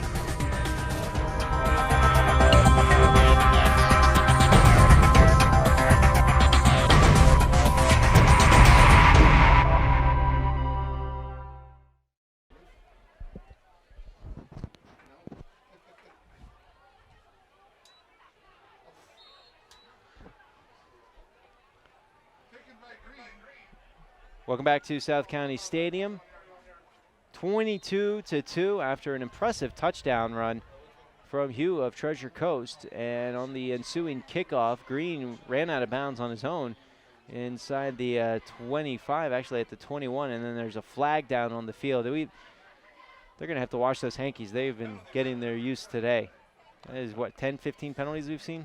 Yeah, I have lost track. Flags have been flying all over the place. But a lot of them after the whistle is blown, and we're going to have a face mask on that. And I don't.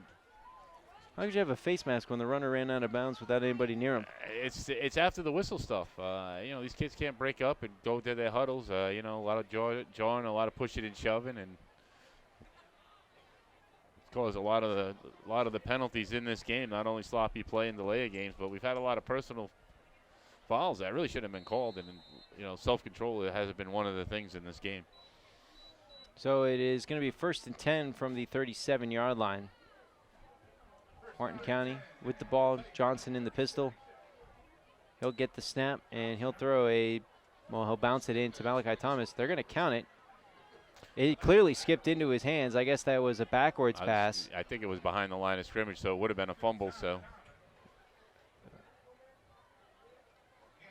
It was either going to be a backward lateral because it clearly skipped in. Yeah, I thought it was a forward pass, but we don't have the best angle. It looked like a forward pass to me too, but apparently they let him play. But if you want to set up that wide receiver screen, your wide receiver's got to block. Twice they tried that play, and twice it failed. 4.5 minutes, down by 20. Martin County, high snap, handoff to the tailback, and he's got a burst of speed up the middle. Nice stutter step, Junior Green, and he got rocked at the end of that run. He got out to midfield. He got hit, spun to his side, and then hit again up high, and he went down hard. And it looks like Green is still down, and now he's being helped up by his teammates. Yeah, he got caught one in the back on the spin move, trying to get the extra yard. And these Treasure Coast Titans are coming in hard, and they're finishing plays, no doubt about it. You're out there, you got your shoulder pad sticking out of a pile. There's a black and gold player coming in and taking advantage of it. All legal hits, though. That's how you play the game. Green being guided back to the sideline by his coaches and trainers. 1st and 10. Johnson out of the pistol, 3 receivers set. Treasure Coast rushes 4, and Johnson feels the pressure, steps up, throws over the middle of the field. This is caught by Malachi Thomas deep inside Treasure Coast territory. He lost the football. Lost the football on the tackle, scooped up by Treasure Coast. Jonathan Thomas returns it out across the 35 to the 37, and this has just been a disastrous half of football for Martin County. 3 fumbles and a safety, and guess what? A flag at the end of the play. Yeah, a little George Appen again, this time on the county side, and the self-control has to take place. The whistle blows. You have to go back to where you belong. You can't keep on jawing out there. You got to prove yourself with the pads and the physical play, not with the mouths. Thomas was getting pushed back to the sideline by his coaches after the flags came out. He was hot about something. He's had 2 of the fumbles here in this half. That was a clean tackle. He lifted off the ground and got power drove into the dirt. It was a picture-perfect tackle right behind the legs, and you got to hold on to the football. Thomas is going to be mad at anybody. He has to be mad at himself. 15 yards added on to the end of the return. They returned it out to the 40, so Treasure Coast will get excellent field position here as they'll try to burn as much clock as they can. Under 4 showing on the scoreboard, a 20-point lead for Treasure Coast.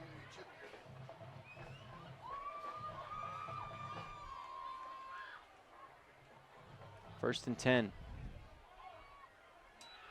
Direct snap.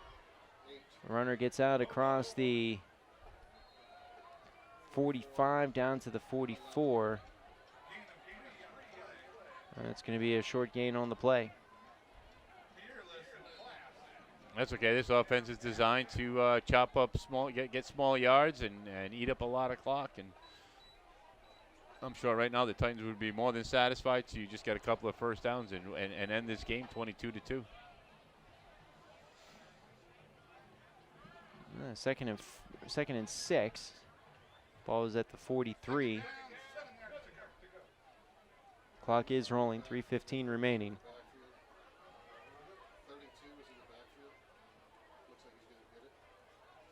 Here's the direct snap to number 32. That is Nakeem Grace, and Grace gets out to the 40, down to the 39-yard line, and it's going to bring up 3rd and short. And another fresh set of legs in that formation, direct snap, and 4th or 5th guy to run the football in this game. And as the game wears on, a new running back, new fresh set of legs, and they're just going to burn this clock down. Timeout called on the field. Martin County calling the timeout. We'll stop the clock with 2:44. We'll step away. You're listening to the high school football game of the week on WSTU. Great news! Your St. Lucie Public Schools has created an app available for you to download today. It's easy.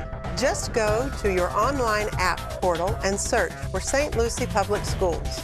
Once you have downloaded the app, you have handy access to St. Lucie Public Schools news, calendars, athletic events, parent resources, educator resources, and with just a single swipe, contact information and website links for all public schools in St. Lucie County. In addition, this app provides you with the ability to follow us on Twitter. Here you can receive more frequent information and real-time happenings in your St. Lucie Public Schools. Download the app today.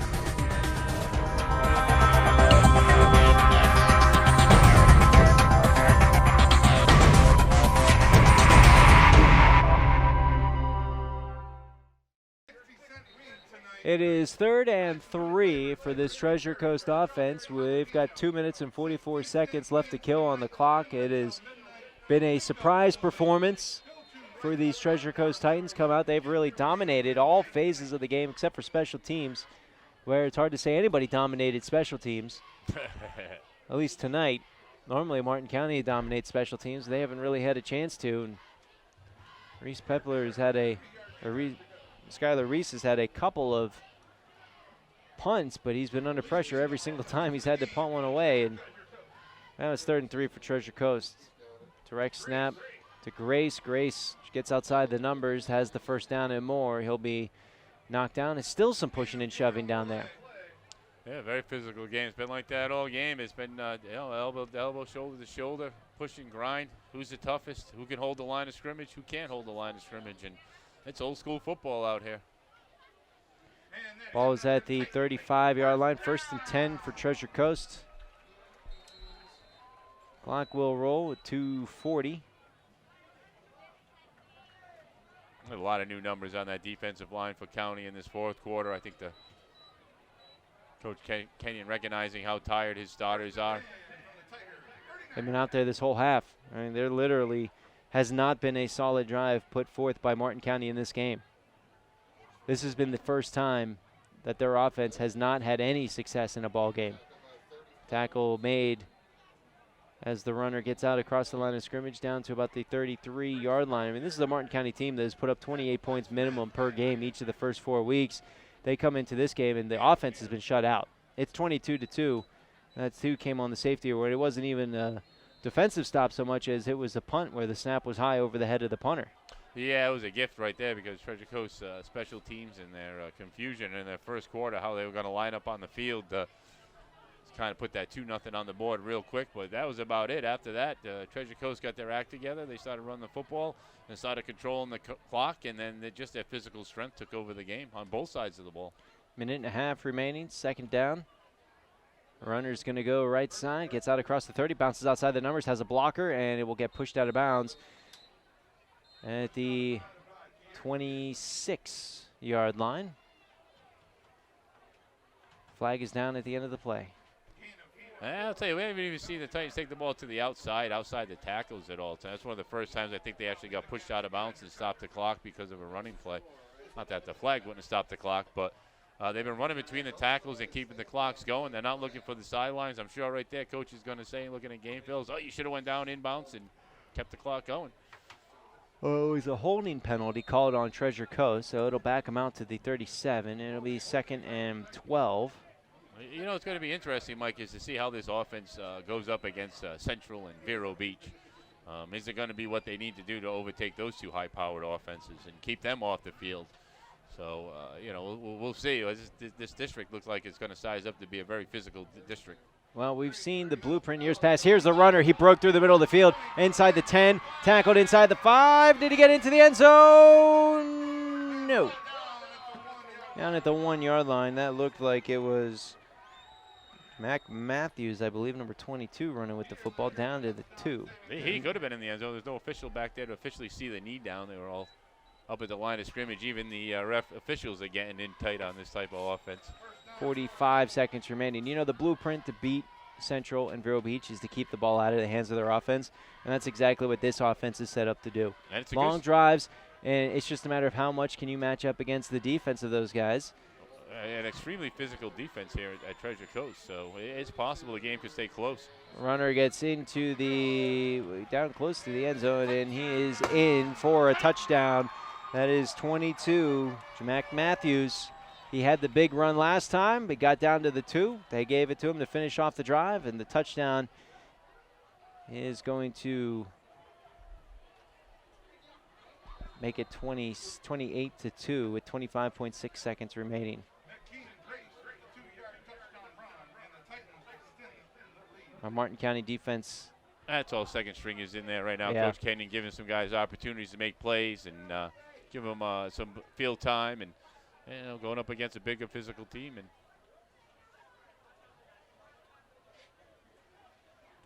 waiting on the extra point. This is going to be Thomas with the extra point. He's made his last couple. The snap is down, and he's just going to fall on top of it. No kick even attempted. I've never seen give in like that to a special teams like that before, ever. That just cracks me up. Why not kick it? We got to lose a point.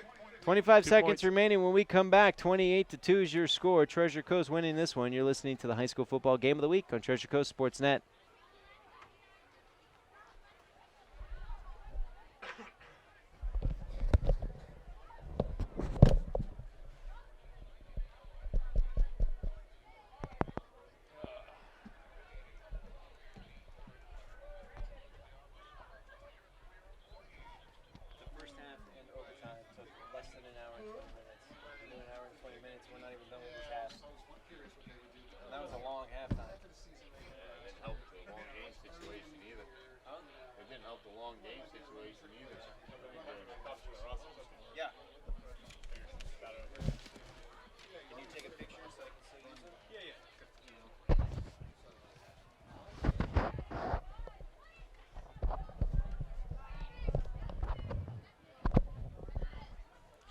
And welcome back to South County Stadium. Mike Thomas alongside Eric Dober, and the touchdown makes it 28-2. Treasure Coast on top. They are going to win this one. It's just a matter of running out the clock. 25.6 seconds remaining. We are waiting on the kickoff. And there it is. It is a kickoff down, and it will go out of bounds. So Martin County will take over there as we'll see their last possession of the ball game. 25.6 seconds remaining here. Eric, do you just kind of run the ball a couple times, try to get out of this one, or do you, since your offense was having so much trouble, do you actually try to spark something? Nah, take a knee. You don't want any unnecessary injuries right now. It's been a very physical game. These guys are going to be sore in the morning, and they're going to get ready for another game. So you just take the knee, take the loss, watch the game films, and try to figure out how to get your offense to put points on the board against physical defenses. 1st and 10 for Martin County. Well, I don't think the defense for County played bad at all tonight. I think they just got tired and manhandled there towards the end.